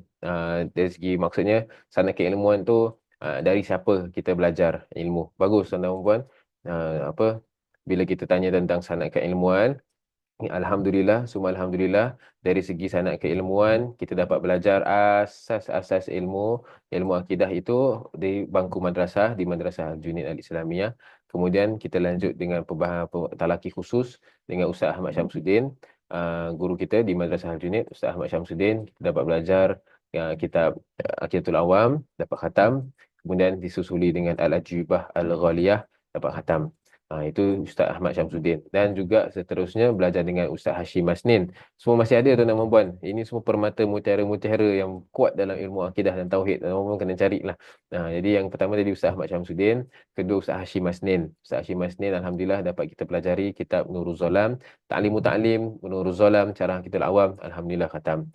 Kemudian Habib Kazim As-Sagaf yang sekarang berada di Singapura. Habib Kazim alhamdulillah kita dapat selesaikan Qawaidul Aqaid Imam Ghazali, khatam dengan Habib Kazim. Kemudian Mufti Qatar, Mufti UAE, Syekh Saif Al-Asri, kita dapat khatamkan Syarah Umul Barahin, alhamdulillah. Kemudian dengan ayahanda kami sendiri, Ustaz Tengku Umar Fauzi bin Tengku Mahir Jumat, alhamdulillah kita dapat jalani dan khatam seminar Ahlus Sunnati wal Jamaah sama-sama dengan Ustaz Anwar Husin. Ini sewaktu di Singapura. Dan alhamdulillah ni semua tahun 2010 hingga 2015. Kemudian 2016 selama 10 tahun, di antara tu kita dapat belajar dengan Syekh Jamal Farouk, Muqaddimah Sanusiyah, Imam Sanusi sebahagian besar, Aqidah Wustah sebahagian kecil, Iqtisad fil I'tiqad sebahagian kecil. Kemudian Baba Faisal Dahlawi, anak murid Pak Dail Mekah, Baba Faisal lah dan Dahlawi. Kitabnya Baqaratul Amani sebahagian dan juga Aqidah Tauhidiyah Imam Dardir. Kemudian Syekh Yusuf Safani, Syarah Kharidah Bahiyah dan juga Multaqah forum-forum tentang tarikh Asy'ariyah. Dan yang terakhir guru utama kita Habib Ahmad Al-Makdi, dapat belajar kitab Tabiin Kazibin Muftari sebahagian dan masih lagi dalam proses pembelajaran. Begitu tentang sanad keilmuan, bermakna apa yang Tuan Muhammad dapat ni bukan daripada saya. Apa yang Tuan Muhammad dapat ini merupakan rumusan daripada apa yang kita dapat daripada guru. Kita hanya meneruskan sanad pertaliannya yang mana kita belajar dengan guru-guru kita sampailah kepada Imam Abu Hasan Al-Asy'ari. Sanadnya tak terputus, Tuan Muhammad. Semua sanad tersambung sampai ke Imam Abu Hasan Al-Asy'ari hinggalah sampai ke baginda Rasulullah sallallahu alaihi wasallam. Ya. Ha, okey, selesai tadi rehat sebentar okey, mari kita kembali dengan kita membincangkan tentang yang ketiga, dasar yang ketiga. Manfaat mempelajari ilmu tauhid. Manfaat mempelajari ilmu tauhid ini tidak lain tidak bukan untuk kita menyembah Allah Subhanahu Wa Taala. Allah Subhanahu Wa Taala berfirman dalam Al-Quran, "Wa ma khalaqtul jinna wal insa illa liya'budun." Tidaklah aku menjadikan jin dan manusia melainkan untuk menyembahku. Imam Ibn Abbas, sahabat baginda Rasulullah sallallahu alaihi wasallam, yang disebutkan Nabi sallallahu alaihi wasallam sebagai turjumanul ummah, habrul ummah, tinta umat ini, penafsir umat ini, beliau menafsirkan maksud sembah tu kenal. Sebab kau takkan boleh sembah kalau kau tak kenal Allah Subhanahu wa taala. Kau takkan boleh kenal, kau takkan boleh sembah, sorry, sehinggakan kau mengenal dahulu. Maka menjadi kita punya manfaat, tujuan utama kita dalam pelajari ilmu tauhid adalah mencapai ma'rifatullah yang merupakan tujuan utama kita diciptakan di dunia. Tuan-tuan, kita tak ada objektif lain kita di dunia. Dunia ni sementara sahaja. Esok lusa kita dah kembali pada Allah SWT dan kita akan bawanya adalah ma'rifatullah. Kita kenal Allah SWT. Segala keduniaan yang kita kejar-kejar, apa tu, harta-harta yang kita kejar dan sebagainya, semua kita tak bawa. Yang kita akan bawa ni hati kita ni. Illa man atallaha biqalbin salim. Hati yang selamat adalah hati yang mengenal, dah mencapai ma'rifatullah subhanahu wa ta'ala. Ini adalah tujuan pertama. Tujuan yang kedua, bila dah kenal, itulah yang kita nak mencapai kebahagiaan hakiki di dunia dan akhirat. Kita nak happiness. Semua orang cari happiness. Orang Islam, orang bukan Islam, semua nak happy. Semua tanya, kau nak apa sebenarnya? I actually want happiness. Tapi yang ini bukan happiness. But I feel good. Itu kelazatan lain dengan kebahagiaan. Kelazatan itu sementara. Kebahagiaan itu kekal abadi. Imam Ghazali, dia tengok semua orang. Korang ni semua. Semua cari kebahagiaan. Semua ingatkan ini bahagia. Rupanya ini adalah racun yang manis. Korang tengah rasa lazat dia punya manis, tapi sebenarnya kau tengah makan racun. Imam Ghazali pun tulis satu kitab. Nama kitab tu Resepi Kebahagiaan. Resepi kebahagiaan dalam bahasa Arab dia kimia usahadah. Kimia tu macam chemistry, the alchemy of happiness. Nak buat apa, nak kena tambah elemen ni, tambah ni, jadilah benda tu kan. Resepi lah. Resepi kebahagiaan. Dia kata sebenarnya, i'lam anna sa'adata kulli syai' wa lazatihu wa rahatu takunu bi muqtada tabi'i. Kelazatan, kebahagiaan sesuatu perkara tu sesuai dengan tujuan dia diciptakan. Contoh. Contoh mata. Mata ini diciptakan untuk melihat. Maka mata tu akan dapat kelazatan, mata tu akan mendapatkan kebahagiaan bila dia melihat perkara-perkara yang baik. As-suwar al-hasanah. Ini secara natural, semua orang kalau tengok pemandangan yang baik, semua akan rasa tenang. Semua. Alhamdulillah. Sebab apa? Mata ini memang diciptakan untuk melihat yang baik-baik. Maka kalau kita salurkan mata itu kepada tujuannya, itu adalah kebahagiaan. Itu mata, telinga, lisan dan sebagainya. Sekarang soalannya tuan-tuan dan puan, hati kita ni, Allah Taala dah ciptakan hati kita. Hati kita ni tujuan dia untuk apa? Hati kita ni tujuan untuk mengenal Allah. Maknanya selagi hati kita tu asyik nak cari keduniaan, selagi itu mustahil kita dapat kebahagiaan. Kerana memang itu bukan resepi dia. Nak dapatkan kebahagiaan, gunakan hati itu untuk mengenal Allah. Kau akan jumpa kebahagiaan yang kau takkan patah balik lagi. Ya Allah, aku dah jumpa ma'rifatullah. Aku dah jumpa mengenal Allah Taala. Aku dah tak nak lagi lah yang lain. Sebab apa? Hati dah tenang. Hati dah menemukan tujuan asalnya. Dan puan, ini merupakan game changer. Ini adalah sebuah perkara yang sangat-sangat penting yang merubah cara kita berfikir. Hati ini tidak diciptakan untuk lalai. That's why tuan-tuan puan, setiap kali bila terjatuh dalam lembah maksiat, hati ni rasa sempit sangat. Terlalu sempit. Rasa macam hari semua gelap. Rasa macam asyik nak orang panggil macam, bukan bad mood, dia just macam rasa kelam. Rasa kelam. Sebab apa? Hati ni dah dikelami dengan asap-asap kemaksiatan. Tapi kalau hati itu digunakan untuk ilmu, menuntut ilmu, mengenal Allah Taala, dia rasa lapang dia lain macam. Rasa lapang dia lapang selapang-lapangnya. Itu bermakna kita sedang menggunakan hati kita sesuai dengan tujuan. Jadi Imam Ghazali kata, ketahuilah bahawasanya kebahagiaan, kemanisan, kelazatan, yang dirasakan oleh hati adalah hanya dengan ma'rifatullah. Kerana hati diciptakan untuk ma'rifatullah. Siapa yang cuba cari yang lain, cubalah. Kau sedang cari perkara yang mustahil. Ustaz, tapi I feel good. What? Itu adalah kelazatan yang sementara. Deep down ada rasa something missing. Masih rasa belum fulfill lagi. Ini adalah kalam Imam Ghazali. Tuan-tuan dan puan, bila kita belajar ilmu tauhid, nantikan hari pertama kita dah mengenal Allah Subhanahu wa taala, itu merupakan umur kita yang baru. Imam Ibn Athaillah Sakandari rahimahullah SWT mengatakan, Laisa umruka min awali yaumin wulidta fihi, innama umruka min awali yaumin araftallaha fihi. Tidaklah umurmu itu diukur dari hari pertama kamu dilahirkan ibumu. Tak. Awak umur berapa awaknya umur? Saya dah 28, saya 28, 29, 30 tahun dah. Dah 30 lebih tahun. Awak kira dari bila? Yalah, saya kira daripada hari saya dilahirkan. Tidak. Aku tanya pasal umur makrifat kau. Aku tanya pasal umur kerohanian kau. Wah, wali-wali Allah tanya begitu. Sebab kau tak kira hidup selagi kau belum kenal Allah. Kalau kau belum kenal Allah, sama je kau seperti jenazah yang berjalan. Kau masih mati lagi. Kau hanya akan hidup, hari pertama kau kenal Allah, baru kau hidup. Jadi tuan-tuan dan puan sekalian, pernah diriwayatkan di Baghdad, perkuburan-perkuburan di Baghdad.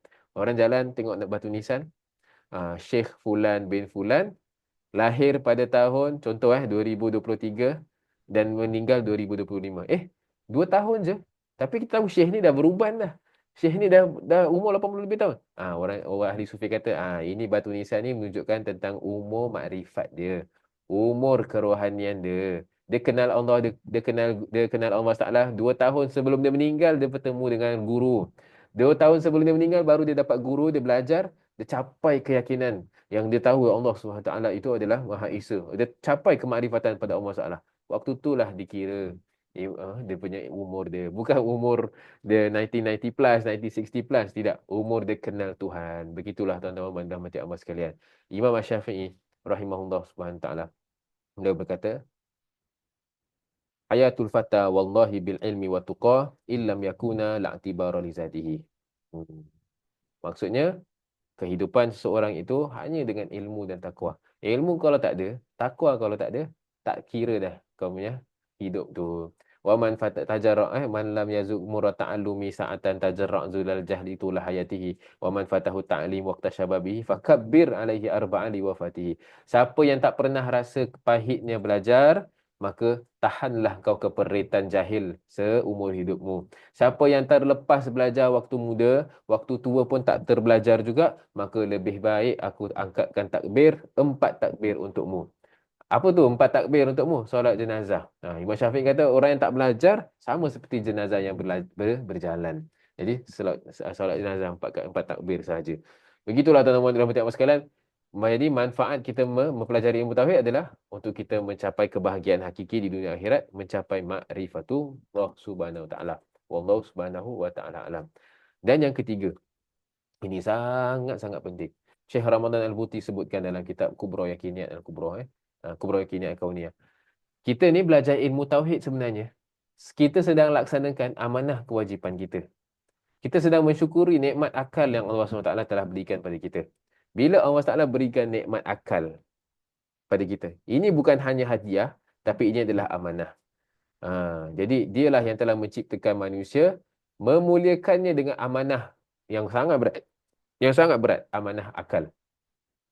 Akal ini sepatutnya digunakan untuk merenungkan tanda-tanda alam ini supaya dapat terpancar cahaya keimanan dan keyakinan. Begitulah tuan-tuan dan puan-puan sekalian, bila kita belajar ilmu tauhid, bila kita mempelajari ilmu tauhid, sebenarnya apa? Kita sedang mensyukuri nikmat akal yang Allah Subhanahu wa taala berikan. Jadi Allah Subhanahu dah berikan kita akal, kita gunakan akal ini untuk mengenal Allah Subhanahu wa taala. Hatta Imam Syekh Ramadan Buti mengatakan, lau khuliyal insan wa aqlu. Kalaulah tuan-tuan kita duduk sendiri, kita dengan akal je, tanpa syahwat, tanpa ada apa-apa hawa nafsu dan sebagainya, nescaya dia akan terus beriman kepada Allah SWT. Tak ada yang akan menghalangnya daripada mengenal, tak ada yang akan menghalangnya daripada beriman kepada Allah Subhanahu Wa Taala. Kalau benar-benar kita betul-betul menggunakan akal kita, sebenar-benar akal, kita akan tahu, Kalau ada kesan, mesti ada memberi kesan. Kalau ada makhluk, mesti ada pencipta. Kalau ada yang diciptakan, mesti ada pencipta. Kalau kita fikir rationally, logically, kita dah boleh tahu Allah Subhanahu Wa Taala itu wujud. Begitulah tuan-tuan dan puan yang dirahmati Allah sekalian. Bila belajar ilmu tauhid, kita sedang mensyukuri nikmat akal dan melaksanakan amanah akal itu. Wallahu Subhanahu Wa Taala alam. Sekarang ini kita masuk. Tadi ada yang soalan, Ustaz, apakah bahaya akidah yang Ustaz sebutkan selain tasbih? Tuan-tuan dan puan, saya nak ambil perhatian tuan-tuan dan puan untuk lihat kepada skrin. Kita lihat semua yang merah-merah ini, bulatan-bulatan merah. Kita belajar ilmu tauhid agar kita dapat bezakan yang mana iktikad yang benar dan juga yang mana iktikad yang salah. Ini hanya contoh daripada banyak-banyak ideologi yang ada. Nabi SAW pun telah bersabda, sataftariqu ummati. Umat aku akan berpecah belah. Sebanyak 73 golongan yang berbeza. Semuanya akan masuk ke dalam neraka kecuali satu. Sahabat tanya, yang mana yang akan masuk ke dalam syurga, ya hai Rasulullah? Nabi SAW kata, ma ana alaihi wa ashabihi. Dari riwayat lain, Nabi SAW kata, ahlu sunnati wal jamaah. Dua riwayat. Nabi SAW sebut, ma ana alaihi wa ashabi. Apa yang aku ajarkan, apa yang sahabat-sahabatku ajarkan. Itu yang selamat. Jadi, tuan-tuan dan puan, apa yang Nabi ajarkan, apa yang sahabat-sahabat ajarkan, itu yang selamat. Yang kedua, Nabi SAW sebutkan ahlu sunnati wal jamaah. Nabi sebut dulu ahlu sunnah wal jamaah. Ahlu sunnah tu adalah mereka-mereka yang pegang kepada sunnah. Dan juga mereka-mereka yang ikut pada jamaah. Pada jamaah.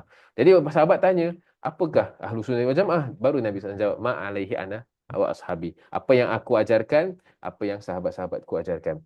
Dalam hadis yang lain, Nabi SAW sebutkan, Nabi SAW berikan jaminan.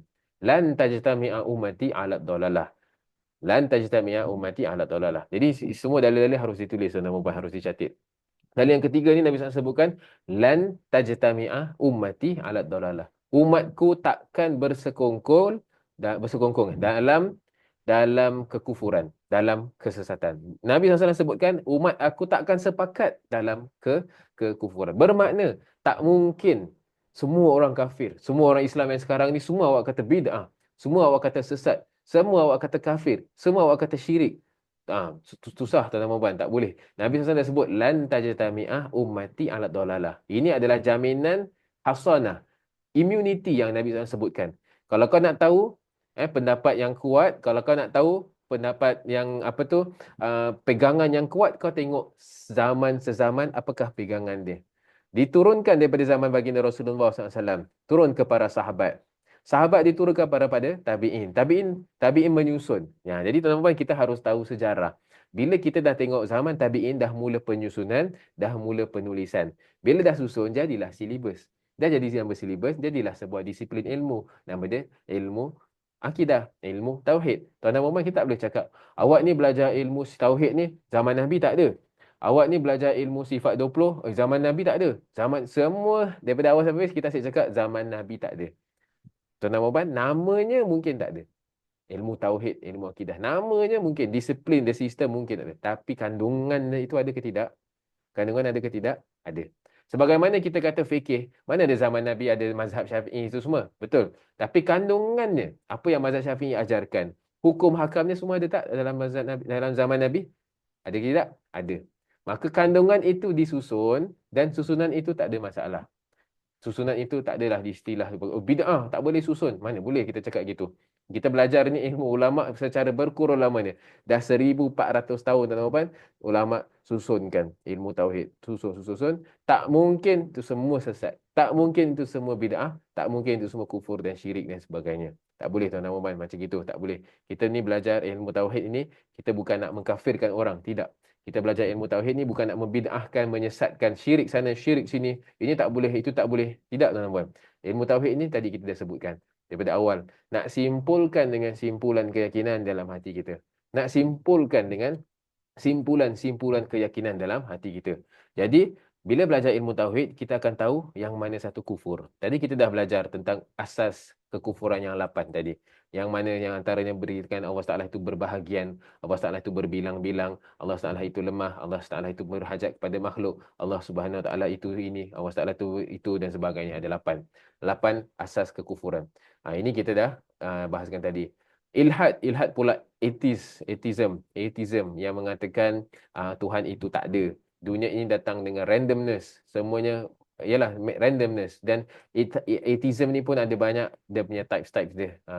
Ada yang apa orang panggil, saya pun tak ingat apa nama istilah dia, tapi dia percaya ada higher power tapi bukan Allah dan sebagainya. Dahriyun pun sama, yang mengatakan kita ni tak matilah dan sebagainya. Murji'ah pula yang berkeyakinan bahawa kalau awak dah beriman, you can do dosa, seberapa banyak dosa you nak buat boleh, iman you will not be affected. Awak nak buat zina, awak nak buat apa, agnosticism kan? Yes, agnostic. Orang yang agnostic tu dia yang percaya, dia tak percaya Allah SWT, Allah tahu, tapi dia percaya ada higher power yang menjadikan, something like that. Itu pun form of atheism, ilhad juga. Dahriyah, Murji'ah. Murji'ah ni tuan-tuan dan puan, ini saya berikan sekilas sahaja tuan-tuan dan puan. Siapa yang dapat catat boleh catatlah. Murji'ah ini timbul pada zaman setelah fitnah-fitnah antara Sayyidina Ali dengan Muawiyah dan sebagainya. Jadi Murji'ah ini mereka berpercaya siapa yang dah ada iman, la yadurru ma'al imani al-isyan. Siapa yang dah beriman nak maksiat macam mana banyak pun silakan. You are free to buat maksiat anything sebab you dah beriman. As long as you say la ilaha illallah, you dah boleh buat maksiat seberapa banyak. Ini pendapat yang sesat juga. Jahmiyah juga ada. Khawarij pula opposite of Murji'ah. Khawarij pula siapa yang membuat dosa besar dia dikira kafir terus. So Murji'ah tu ekstrim macam liberal lah. Senang kata Murji'ah ni liberalism lah. Senang kata nak kita pakaikan dengan pakaian zaman sekarang, kita panggil begitulah. Jadi Murji'ah tu lebih kepada liberal, semuanya okey, semua boleh, tak ada masalah. Khawarij pula lebih kepada ekstremis. Lebih kepada yang kata siapa buat dosa besar dah dikira kafir terus. Khawarij ni telah mengkafirkan Sayyidina Ali. Mereka mengkafirkan Sayyidina Muawiyah. Mereka kafirkan sahabat-sahabat juga. Khawarij ini mengkafirkan. Mereka sampai orang Abdul Rahman bin Muljam itu dia kata, aku berjanji aku akan bunuh seorang kafir ni, nama dia Sayyidina Ali. Ya Allah, dia pergi cakap gitu. Dia 3 kawan tu, Abdul Rahman bin Muljam dengan 2 orang ni, mereka sama-sama kelompok lah. Kita takkan jumpa each other sampai kita bunuh 3 orang ni. Ali bin Abi Talib, Muawiyah dan juga Amr bin As. Jadi yang Abdul Rahman bin Muljam ni dapat pergi. Selepas subuh itu, Sayyidina Ali baru keluar daripada rumahnya, dia tikam Sayyidina Ali kepala dari atas, dari belakang. Masuk racun dalam pisau dia. Masuk racun kat Sayyidina Ali, setelah 3 hari Sayyidina Ali bin Abi Talib meninggal dunia, syahid. Jadi Khawarij ini, this is the roots of extremism. Tuan-tuan dan puan-puan sekalian, mungkin sahaja nama-nama ini tak ada pada zaman sekarang, tetapi hakikat kandungan, isi kandungan yang dibawa oleh ideologi ni ada. Tuan-tuan kalau nak tahu the roots of extremism adalah Khawarij. Yang apa orang panggil akar bagi terorisme, akar bagi ekstremisme adalah Khawarij. Apabila kamu mudah mengkafirkan orang Khawarij, bila dah kafirkan orang lain, pada dia darah dia dah halal tau. Kalau darah dah halal bermakna pada dia dah boleh bunuh. Ya Allah, macam gitu. Teruknya macam gitu. Jadi tuan-tuan kita jangan mudah mengkafirkan. Tapi nak mengkafirkan tu kadang-kadang dia mula daripada menyesatkan dulu. Menyesatkan tu dia mula dengan membid'ah-bid'ahkan dulu. Dengan yang kata yang lain salah, menyalah-nyalahkan. Padahal perkara tu perkara khilaf antara ulama. Perkara khilaf antara ulama tak boleh kita ingkar. La yunkaru al-mukhtalafu fihi. Perkara yang diingkari, yang diselisih antara ulama, tak boleh kita ingkar. Tak boleh cakap, ini haram. Tak, ulama beza pendapat. Tak boleh. Relax lah, tak boleh. Tapi Khawarij ni mudah menyalah-nyalahkan. Bila dah salah-salahkan, dia akan membid'ah-bid'ahkan. Bila dah membid'ah-bid'ahkan, dah mendolalah-dolalahkan. Menyesat-nyesatkan. Dan menyesat-nyesatkan akan meneraka-nerakakan. Bila dah meneraka-nerakakan, dia akan mudah mengkafirkan. Jadi tuan-tuan dan puan, kalau nak ubatkan penyakit ekstremisme, penyakit radikalisme, ubatkan dulu daripada awal lagi. Jangan tunggu dah stage berapa dah baru cuba kita nak tangani terorisme daripada akhir. Dah orang dah radicalize, dah susah nak patah balik. Jadi kita cuba daripada awal lagi. Belajar, simpulkan dengan simpulan keimanan. Belajar tentang la ilaha illallah Muhammadur Rasulullah. Apa maksud sifat-sifat Allah SWT. Itu semua. Kita keep on spreading this thing. Jadi tuan-tuan, itu antara tujuan utama kita adakan kursus ini, pengajian ini, daripada kita bergaduh-gaduh, asyik tak habis-habis cakap pasal tawasul, istighosah, pasal sifat Allah Taala bersemayam, pasal istiwa dan sebagainya. Asyik bergaduh je pasal tu. Lebih baik kita dengan orang-orang awam, kita duduk macam gini, duduk atas talian pun boleh, kita berbual tentang sifat Allah SWT. Belajar daripada basic, daripada scratch. Tuan-tuan dan puan, kita dah belajar betul tak kursus penuntut ilmu yang sebelum ini? Awal-awal ilmu jangan sekali-kali masuk dalam perbahasan-perbahasan seperti ini. Baru nak belajar ilmu tauhid tuan-tuan dan puan, kita search internet, terus keluar alamat tauhid yang mengkafirkan yang lain. Orang musyrikin tu beriman, orang yang beriman itu musyrik, tauhid tiga dan sebagainya. Nanti dulu tuan-tuan dan puan, jangan. Nanti terus terconfuse, terus mudah mengkafirkan orang. Belajar dulu bersistem.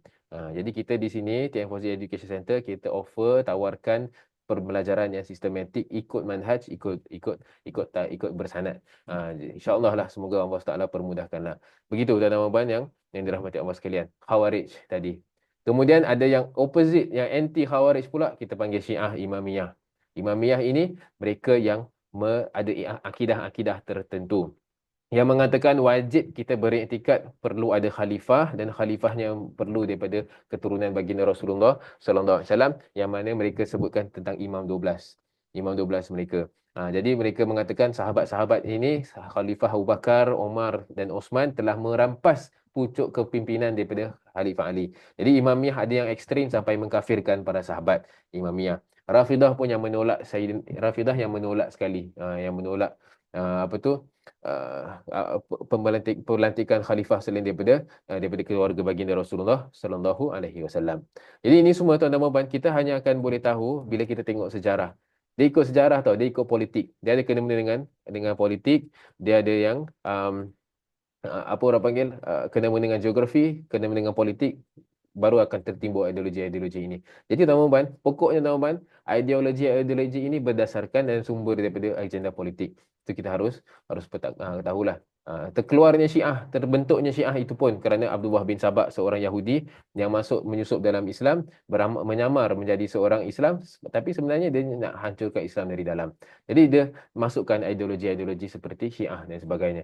Masuk kemudian Al-Mu'tazilah. Mu'tazilah ini yang ingin mensucikan Allah SWT sangat sampai mengetepikan ayat-ayat Al-Quran, sampai yang mengedepankan akal, mengutamakan akal lebih atas, meletakkan atas akal itu lebih atas daripada nas-nas agama, daripada Quran dan hadis. Mu'tazilah. Dan ini pernah menjadi fitnah. Imam Ahmad bin Hanbal pernah diseksa oleh khalifah yang Mu'tazilah, diseksa dalam prison, dipukul, dicambuk dan sampai meninggalnya dunia. Sayyidina Imam Ahmad bin Hanbal. Ini Mu'tazilah pernah dahulu menjadi pucuk kepimpinan, pernah meresap masuk dalam khalifah. Qadariyah pula yang beriktikad kita we are our own manifestation of ourselves. Sangat-sangat bahaya tuan-tuan. Kita nampak Qadariyah, Ustaz, Qadariyah ni dah lama tak ada. Ya, namanya tak ada, intipatinya ada. We are what we choose. Kita asyik cakap, kita lah yang menciptakan apa yang kita nak. We are what we want. Gitu gini-gini. Kita nak manifest dan sebagainya. Orang kata nak manifest. Faham tuan-tuan? Kalau manifest dengan maksud husnuzan dengan Allah Taala, mohon kembali pada Allah Taala agar Allah Taala kurniakan, then that manifestation should not be a problem. Manifestation yang sekarang menjadi trend, kita kena manifest. Tengok ke cermin, lepas tu kata, akulah gini, akulah begini, aku gini, aku nak gini, gini, gini. Lepas tu kita pakai law of attraction. Apa yang aku sebutkan, dia akan attract dan sebagainya. Kalau tanpa akidah yang kuat dan aman, kita boleh jatuh kepada lembah kekufuran dan kesyirikan. Sangat-sangat bahaya. Kita tengok kat cermin, lepas tu kita kata, akulah begini, gini, gini. Tuan-tuan, ini dah menjadi trend di anak-anak muda kita, tuan-tuan. Orang kata how to heal dan sebagainya. Healing dengan depan cermin, lepas tu kita cakap, everyday kena cakap, aku gini, aku gini, aku gini, gini. Kebanyakan dia semuanya adalah kepada keakuan. Tak ada nisbah langsung kepada ketuhanan. Maka itu adalah bahaya. Itu lebih kepada Qadariyah. Akulah berkuasa atas our own actions. Akulah berkuasa atas apa yang aku nak. Itu Qadariyah. Penting teman-teman kita belajar iktikad yang benar supaya kita dapat bezakan mana satu benar, mana satu salah. Kemudian ada juga the opposite of Qadariyah, iaitu Jabariyah. Yang orang panggil affirmation dan sebagainya. Affirmation itu tak ada masalah sekiranya kita kembalikan semua kepada Allah SWT. Aku nak begini, begini, begini dengan izin Allah SWT. Aku akan usaha gini, gini. Akidahnya kita tahu Allah SWT yang beri. Selagi mana kita kata Allah Taala itu yang beri, maka affirmation kita semua menjadi husnuzon dan doa kepada Allah. Cuma lafaznya kita harus betulkan. Daripada aku kepada dia. Allah, Allah, Allah.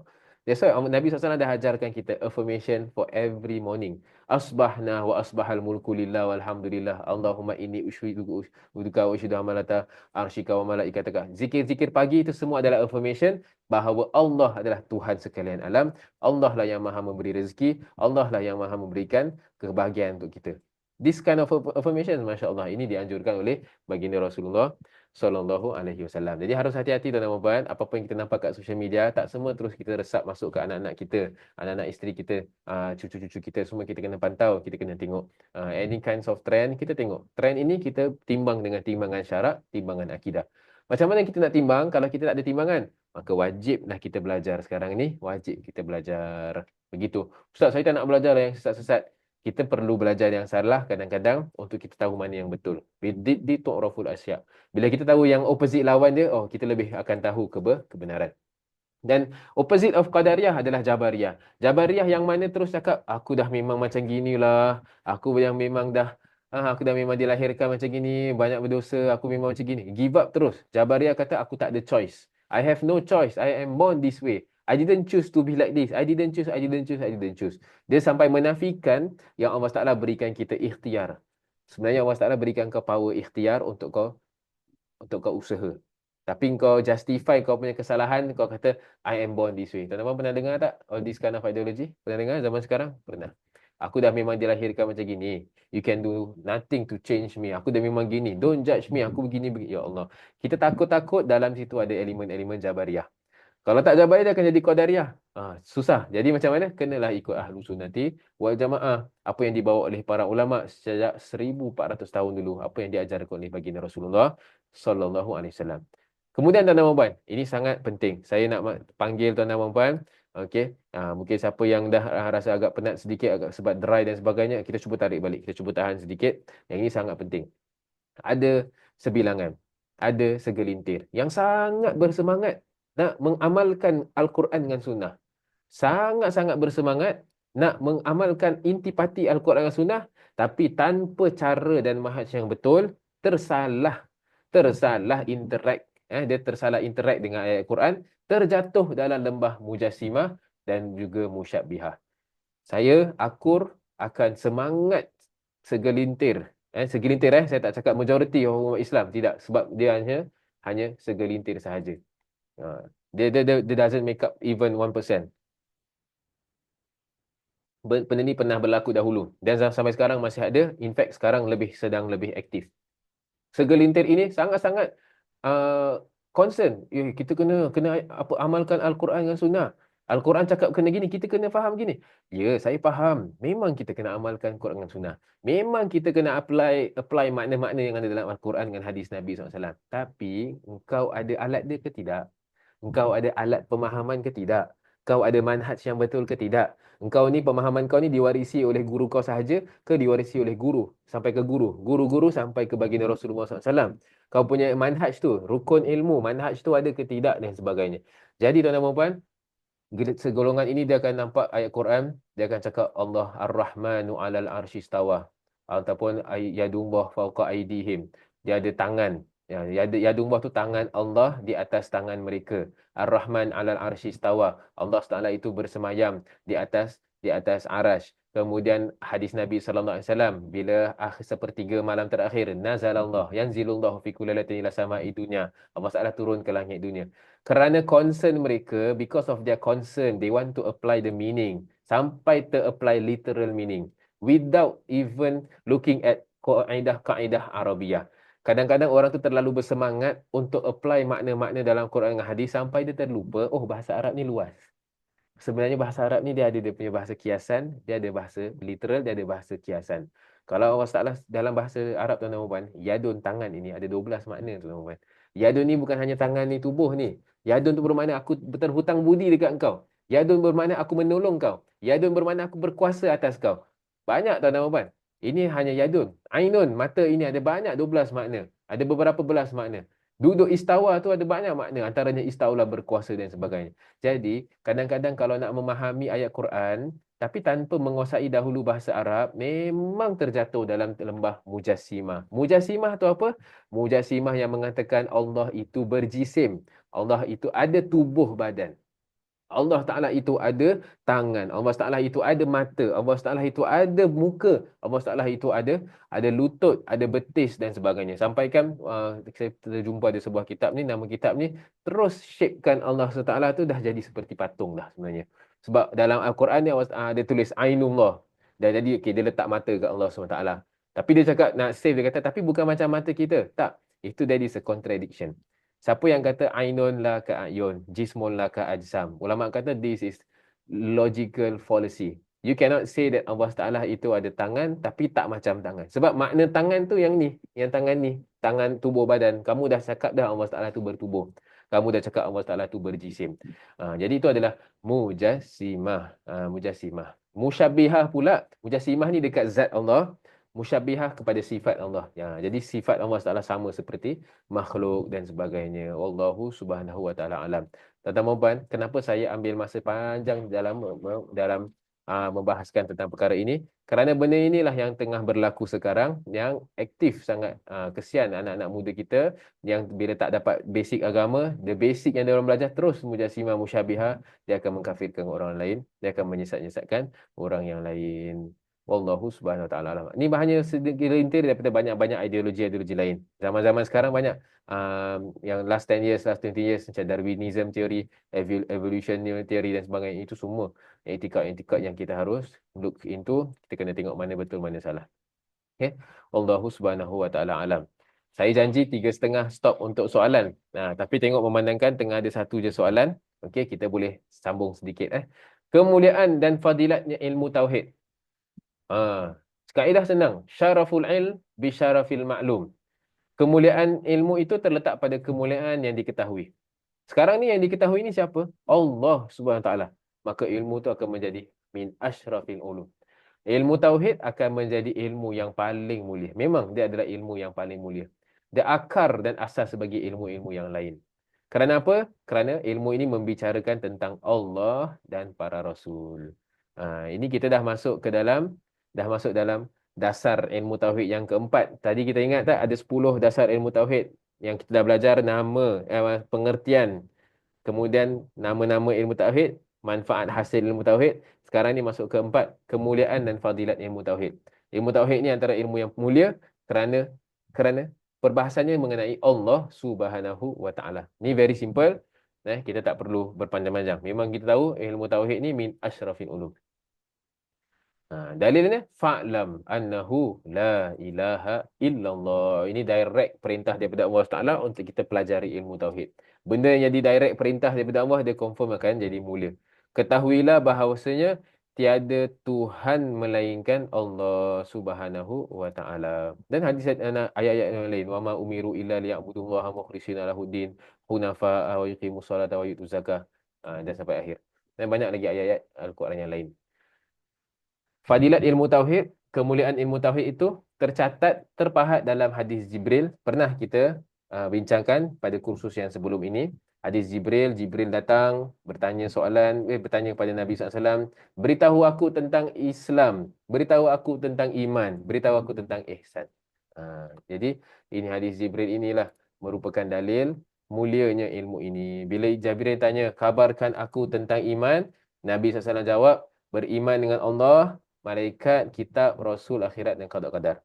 Jadi inilah kita panggil sebagai dia punya rukun iman. Rukun iman ilmu tauhid itu. Ini adalah kemuliaan dan fadilat ilmu tauhid. Alhamdulillah. Allahu subhanahu wa ta'ala alam. Kita ambil yang terakhir, perbahasan kita yang terakhir. Boleh tuan-tuan dan puan? Saya tahu dah 5 perkara. Mungkin agak berat. Allah Ustaz, banyaknya benda ni. Tak apa, kita ambil 5 dulu. Lepas tu kita berhenti.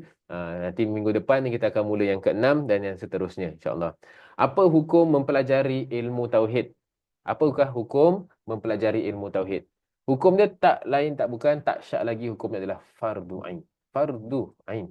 Fardu ain bermakna apa? Semua kena ke atas setiap muslim dan muslimah. Berkata Imam Dadir, wa wajibun syar'an 'alal mukallafi ma'rifatullahil aliyyi fa'rifi ay ya'riful wajiba wal muhala ma'jaizin fi haqqihi ta'ala. Menjadi kewajipan di sisi syarak atas seorang mukallaf mengenal Allah, kena ketahui sifat wajib Allah, sifat mustahil Allah, sifat harus Allah. Ini saya akan perincikan setelah ini, insya-Allah. Jadi apa hukumnya adalah fardu ain. Kemudian Imam Ibn Raslan dalam Zubatnya pun mengatakan, awwalu wajibin 'alal insani ma'rifatun ilahi bistiqani wa nutqu bi syahadataini tubiru li sihhatil imani mimman qadara in saddaqal qalbu wa bil amali yakunu danaqsin wa kamali. Maksudnya, Kewajipan pertama seorang insan mengenal Allah penuh keyakinan. Ucap syahadah menjadi syarat bagi kesahihan iman untuk yang bermukallaf. Sekiranya yakin hati disertakan dengan amalan, barulah menjadi iman yang boleh bertambah dan berkurangan. Maka hukumnya adalah fardu ain, even dia menjadi kewajipan pertama kita. Awwaluddin, ma'rifatullah. Kewajipan pertama adalah mengenal Allah Subhanahu wa taala. Mengenal Allah Subhanahu wa taala. Ni para ulama mengatakan. Dah. Sekarang ni soalan ni Ustaz. Ini soalan yang sangat penting Jadi ini merupakan puncak untuk sesi yang ini. Kita nak tahu apa yang perlu kita belajar ni. Nak kena tahu ni apa yang kita belajar. Sebelum tu kita kena pastikan dulu kita mukallaf ke tidak. Apakah yang wajib diketahui oleh seorang mukallaf? Sebelum itu, adakah kita mukallaf? Tuan-tuan dan puan, kita semua sila kita semak. Yang pertama, baligh. Yes, kita baligh. Yang kedua, akal. Ya, kita berakal. Yang ketiga, sampai tak seruan dakwah Islam kepada kita? Totally sampai. Bila nenek ayah kita sampai, nenek moyang kita sampai. Moyang-moyang lepas tu sampai daripada Wali Songo dan sebagainya kan, dan juga orang-orang dan sebagainya. Tapi untuk orang-orang yang tinggal dekat Papua New Guinea yang memang tak ada internet langsung, yang memang Islam tak sampai kepada seruan mereka, orang yang dekat Amazon Forest yang memang dalam-dalam, orang-orang dalam yang memang dah terputus dengan dunia luar, tak sampai seruan dakwah Islam kepadanya, mereka bukan mukallaf. Tak diwajibkan mereka untuk mengenal Allah SWT. Mereka dikira sebagai ahlul fatrah. Ahlul fatrah tu Allah SWT nak masukkan dalam syurga boleh, nak masuk dalam neraka pun boleh. Tapi Allah SWT takkan azab mereka selagi mana Allah SWT tak sampaikan seruan dakwah kepada mereka. Wa ma kunna mu'azibina hatta nab'atha rasulah. Kami tidak akan mengazab sebuah kaum melainkan kami dah hantarkan rasul. Jadi soalan itu dah sampai tak rasul pada kita? Dah. Kita semua kenal tentang seruan baginda Rasulullah sallallahu alaihi wasallam. Maka kita dah dikira sebagai mukallaf. Dan yang terakhir, mesti selamat daripada buta dan pekak. Maksudnya, antara sumber informasi yang utama kita adalah bila kita dengan melihat dan juga dengan mendengar. Ini sumber informasi yang pertama. Kalau kita hilang mata, kehilangan deria mata, bolehkah masih kita boleh dengar? Boleh. Kita masih mukallaf? Masih. Ustaz, saya dah hilang penglihatan. Saya ada kawan dah kira hilang penglihatan. Dah tak mukallaf Masih mukallaf sebab masih boleh dengar. Ustaz, saya ada kawan yang tak boleh mendengar. Hilang dia pendengaran dia. Masih boleh melihat tak? Masih melihat. Mukallaf. Sebab dia masih boleh melihat ayat-ayat Quran, dia masih boleh baca. Yang mendengar walaupun tak boleh membaca, dia mesti boleh dengar. Dan sebagainya begitu. Tapi tuan-tuan dan puan, kalaulah dia buta and pekak dalam at the same time, dia buta dan juga pekak dalam masa yang sama. Bermakna dia tak boleh lihat, dia tak boleh nak mendengar. Maka dia tak ada cara untuk memahami wahyu, tak ada cara untuk memahami kebenaran, dia tidak mukallaf. Allah SWT maafkan, tak ada masalah. Jadi tuan-tuan dan puan, kalau dah cukup syarat, baligh, akil, sampai seruan, selamat daripada buta dan pekak, maka itu dah dikira sebagai mukallaf. Ustaz, macam mana orang-orang yang Down syndrome, mereka-mereka yang autism dan sebagainya, itu kita perlu rujuk kepada pakar sekadar mana akal mereka itu berfungsi. Maksudnya sekadar mana mereka ada deria tamyiz, boleh membezakan. Sekadar mana mereka boleh memahami.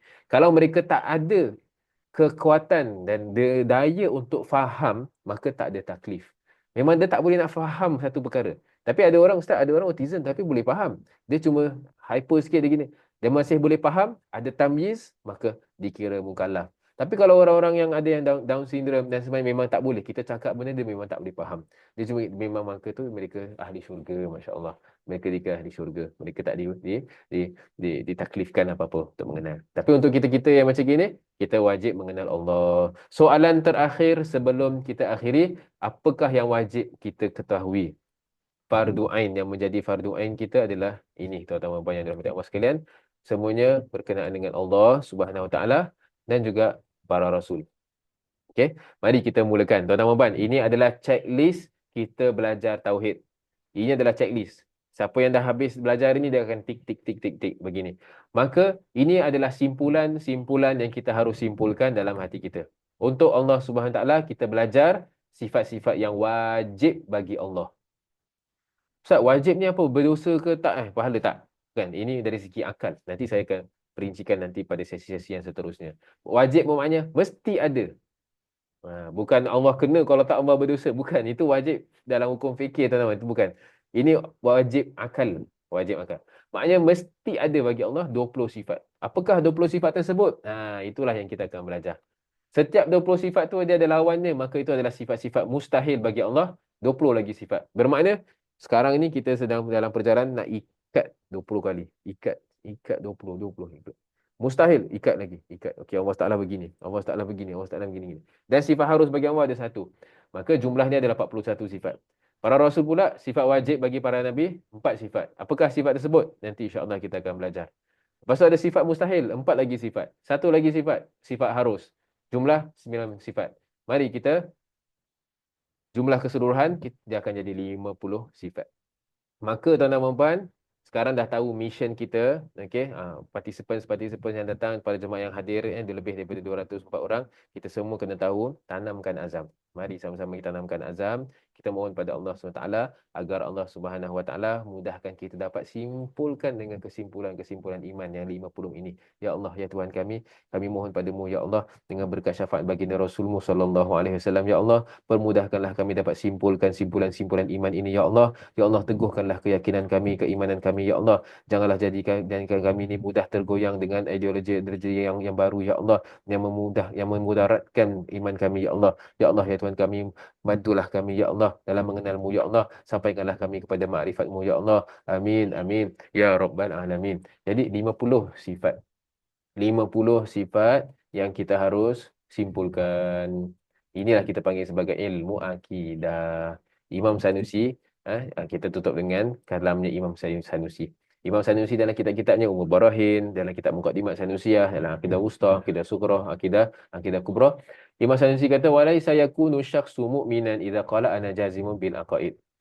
Seorang itu, kalau dia kata dia beriman, tak boleh lagi diterima dia sebagai, tak boleh dianggap lagi sebagai imannya sempurna kalau dia hanya cakap, aku sangat kuat dengan akidah-akidah aku yang 50 ni.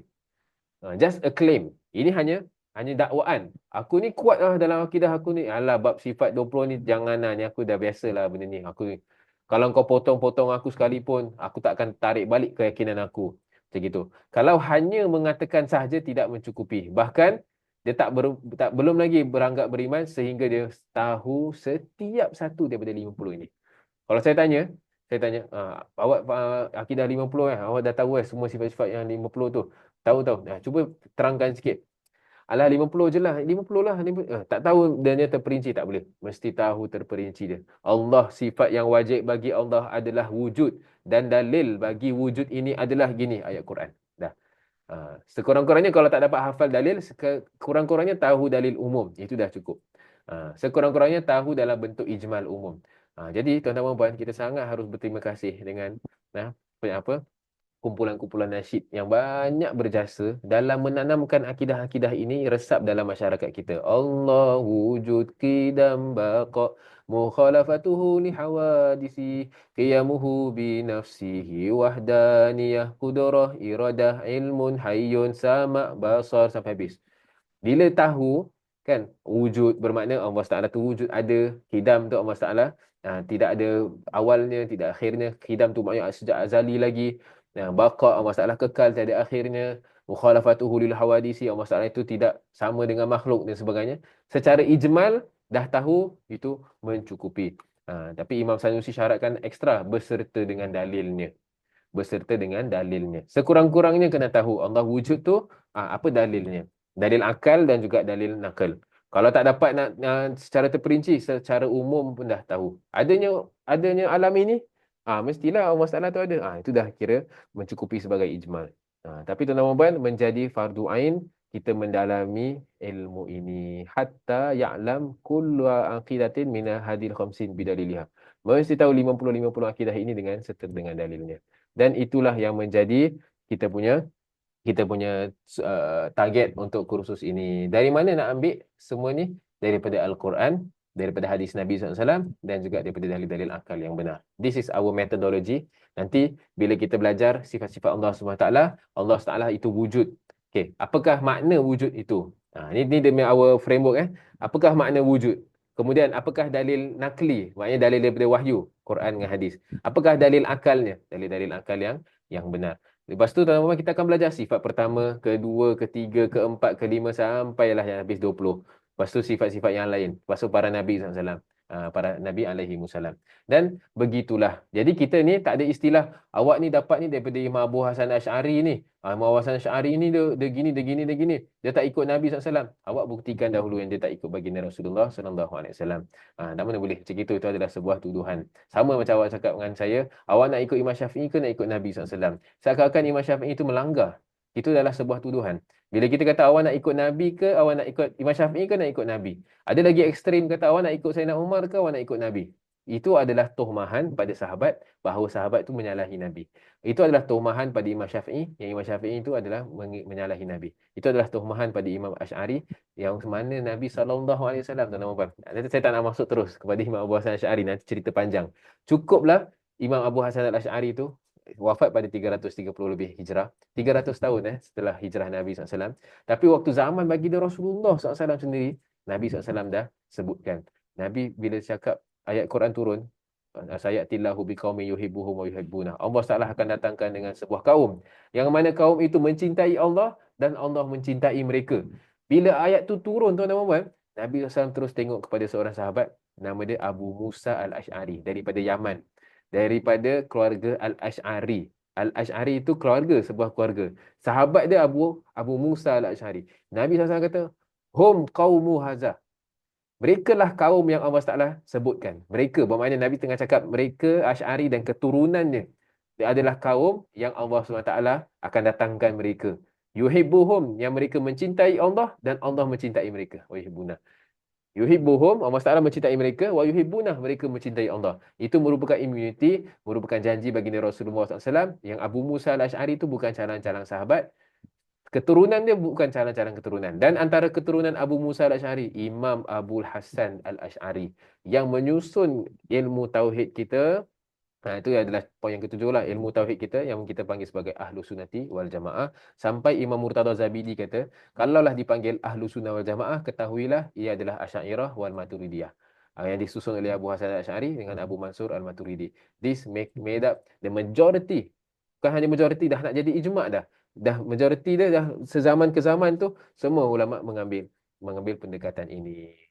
Itu secara terperinci. Nantikan sesi yang kedua insya-Allah minggu hadapan kita akan bersambung dengan kita sambung tentang yang ketujuh, penyusun ilmu akidah Ahlussunnah wal Jamaah. Kita akan ambil daripada kitab-kitab utama seperti Tabaqat Syafi'iyah Kubrah Imam Subuki, Kitab Tabyin Kazibil Muftari Imam Ibnu Asakir dan sebagainya.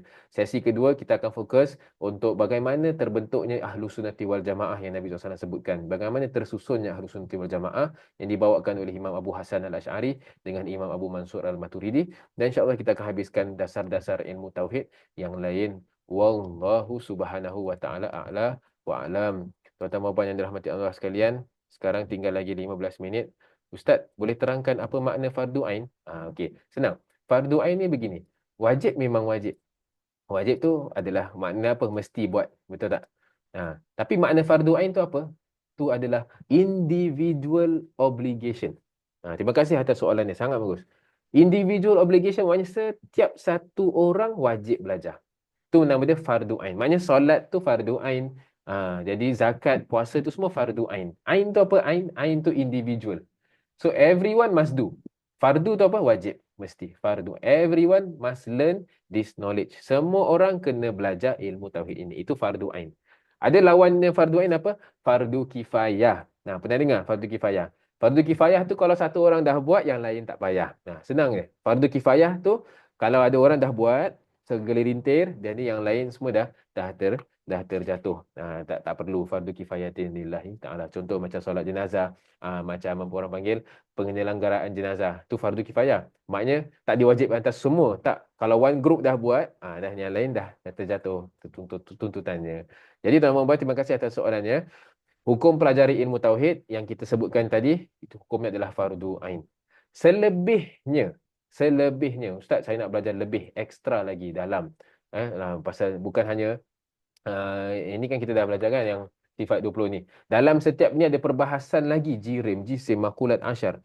Tentang burhan, itu semua yang saya sebut kan. Saya memang saya sebut dalam bahasa Arab, itu istilah-istilah dia. kena ada burhan utama, burhan itu semua hukum dia fardu kifayah. Tuan-tuan dan puan tak diwajibkan belajar terperinci sampai kena baca kitab Imam Taftazani, kitab Imam Al-Iji, itu semua fardu kifayah. Satu grup dah bawa, pelajar-pelajar, anak-anak tuan-tuan dan puan, cucu-cucu tuan-tuan dan puan yang sedang melanjutkan perjalanan di luar negeri, mereka sedang melakukan fardu kifayah tersebut. Untuk supaya tuan-tuan dan puan kita semua tak berdosa. Tapi kalau satu hari tu orang dah tak nak sambung belajar lagi kat luar negeri, orang dah tak nak belajar lagi ilmu akidah, waktu tu semua akan berdosa. Maka wajib bagi pemerintah, Majlis Agama Islam untuk memastikan ada pelajar sambung belajar ilmu-ilmu ini. Harus, wajib untuk pemerintah, Majlis Agama Islam untuk pastikan ada anak-anak muda kita dapat access to this kind of knowledge. Kita harus pastikan, kalau saya jadi kalau orang tu menjadi seorang pemerintah, pemimpin, dia kena pastikan anak-anak masyarakat dia tu ada sebahagian dapat mendalami ilmu akidah secara mendalam, ilmu fikih secara mendalam. Bermakna dia mesti pastikan institusi yang mereka pergi tu offer this kind of ilmu. Ada halaqah-halaqah ilmu, masyayikh-masyayikh, guru-guru yang belajar ilmu ini. Kerana kalau tak jadi fardu kifayah, nanti masyarakat semua berdosa. Terima kasih atas soalan itu, sangat-sangat perlu. Ustaz, macam mana nak dapatkan slides? InsyaAllah kita akan kongsikan slide setiap kali habis, setiap kali selesai kursus, kita akan berikan slidesnya, insya-Allah. InsyaAllah. Allah Ta'ala ala wa ahkam. Assalamualaikum Ustaz. Saya ada terbaca tentang Imam Ghazali bahawa apabila seorang mahu menuntut ilmu dan mengenal Allah, hatinya sering diganggu oleh bisikan syaitan. Saya pun kadang-kadang rasa begitu. Susah nak fokus, hati jadi malas. Datang perasaan was-was. Apa yang boleh saya buat untuk lawan bisikan itu dan kuatkan hati saya menuntut ilmu dan mengenal Allah? Masya Allah. Tuan-tuan dan puan, soalan ini adalah sebuah situasi yang dilalui oleh semua orang apabila dalam perjalanan menuntut ilmu. Maka tuan-tuan dan puan, apabila tuan-tuan dan puan rasa terganggu dengan syaitan, ketahuilah, kalau dah terasa terganggu dengan bisikan syaitan, ketahuilah itu adalah petanda Tuhan nak tarik kau pergi jumpa dengan Allah SWT. Itu adalah petanda Allah SWT dah mula jemput kau nak mengenal Allah SWT. Kalau Allah SWT tak nak kau kenal dia, dia takkan rasakan kau terdetik pun nak belajar.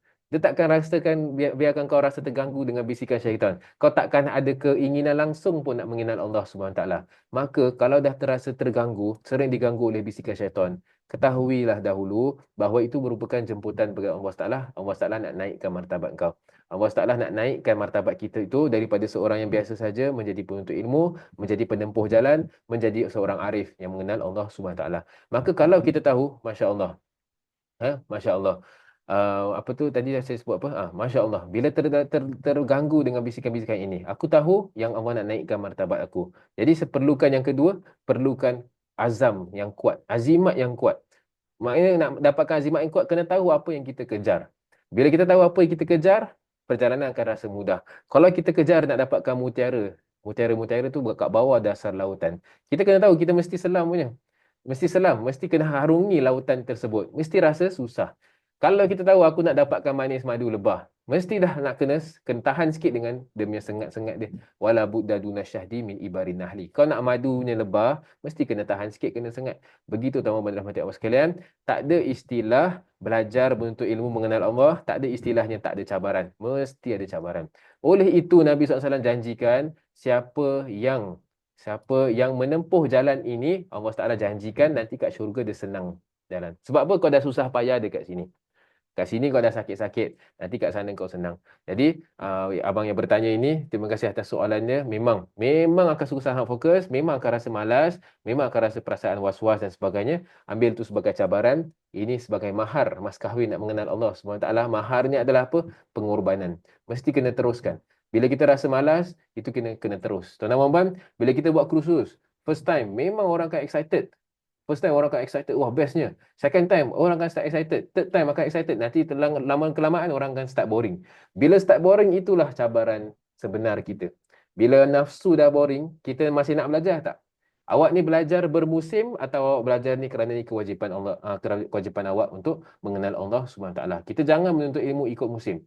Bila ada musim baru kita semangat. Tidak. Menuntut ilmu itu sepanjang masa. Kita mohon Allah Subhanahu Wa Taala mempermudahkan segalanya. Bila dah tahu ini adalah jemputan daripada Allah Taala, doa selalu.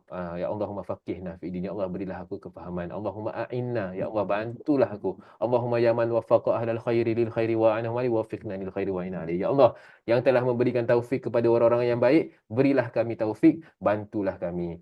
Sering doa-doa itu setelah solat. Ustaz, the Salafi Wahabi ideology is not listed on your list. Seperti saya sebutkan tadi, mungkin sahaja dia punya namanya dah bertukar, tapi intipatinya itu masih sama. Intipatinya masih sama. Jadi itu that is another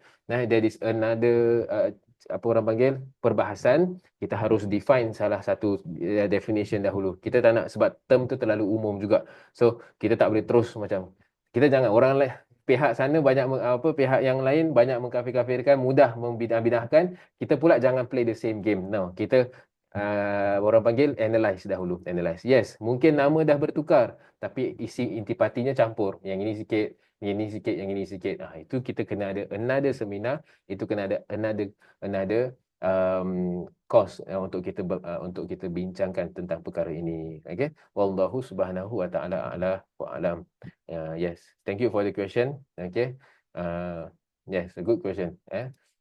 Adakah dia tak listed in my list? Dari segi nama tak listed, tak tulis, tapi ni saya sebut dan banyak lagi ideologi yang lain. So kita harus hati-hati. Wallahu subhanahu wa ta'ala alam. Ada lagi soalan? Ada apa-apa yang saya terlepas? Tak ada? Okey. Allah Subhanahu Wa Taala, kita bersambung insya-Allah. Kita jumpa insya-Allah minggu hadapan. Mari sama-sama kita dahkan tangan kita, kita mohon pada Allah Subhanahu Wa Taala agar Allah Subhanahu Wa Taala memberkati majlis ini, agar Allah Subhanahu Wa Taala membuahkan hasil-hasil, membuahkan buah-buahnya makrifah, buah-buah makrifatullah, agar Allah Subhanahu Wa Taala mengurniakan kita makrifat, mutiara-mutiara kemakrifatan, mutiara-mutiara mengenal Allah Subhanahu Wa Taala. A'udzubillahi minasyaitonirrajim. Bismillahirrahmanirrahim. Alhamdulillahirabbil alamin wassalatu wassalamu ala asyrafil anbiya'i wal mursalin sayyidina Muhammadin wa ala alihi wa sahbihi ajma'in. Allahumma rabbana ighfir lana dzunubana wa liwalidina warhamhum kama rabbawna shighara. Rabbana atina fid dunya hasanah wa fil akhirati hasanah wa qina adzabannar. Ya Allah, ya Tuhan kami, ampunkanlah dosa-dosa kami ya Allah. Ampunkanlah dosa-dosa ibu bapa kami ya Allah, anak isteri kami ya Allah. Ya Allah, ya Tuhan kami, matikanlah kami dalam iman, matikanlah kami dalam Islam, matikanlah kami dalam ihsan, matikanlah kami dalam husnul khatimah, janganlah kau matikan kami dalam suul khatimah. Ya Allah, ya Tuhan kami, izinkan kami ya Allah dapat mencapai makrifat-Mu ya Allah. Ya Allah, masukkanlah kami ke dalam syurga-Mu ya Allah, bersama-sama dengan para aulia, para syuhada, para salihin, bersama dengan baginda Rasulullah sallallahu alaihi wasallam. Ya Allah, ya Tuhan kami, antara kami yang sakit kau sembuhkanlah ya Allah. Di antara kami yang susah kau mudahkanlah ya Allah. Di antara kami yang sedih kau gembirakanlah ya Allah. Ya Allah, ya Tuhan kami, di antara kami yang ada hajat ya Allah, kau kabulkanlah ya Allah. Sebutkan hajat masing-masing.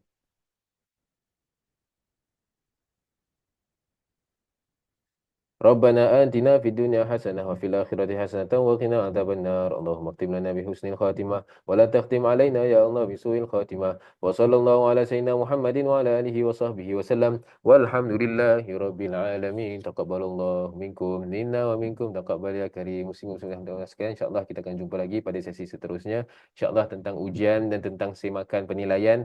Itu nanti sesi yang ketiga tu, dia bukan exam lah, tak, tapi cara untuk kita nak fahami, nak nilaikan kefahaman kita. InsyaAllah kita jumpa insyaAllah minggu hadapan, waktu yang sama, hari yang sama. Saya harapkan semua komited untuk teruskan. Kalau boleh 3 sesi sahaja, jangan kita tak datang salah satu daripadanya. Kita try datangkan full supaya kita boleh teruskan perjalanan kepada kursus tauhid yang kedua insyaAllah. Wabillahi taufiq wal hidayah. Wassalamualaikum warahmatullahi wabarakatuh.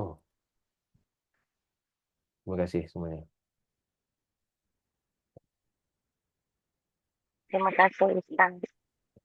Jazakallah khair Ustaz. Terima kasih Ustaz. Terima kasih Terima kasih Ustaz. Terima kasih Ustaz. Assalamualaikum.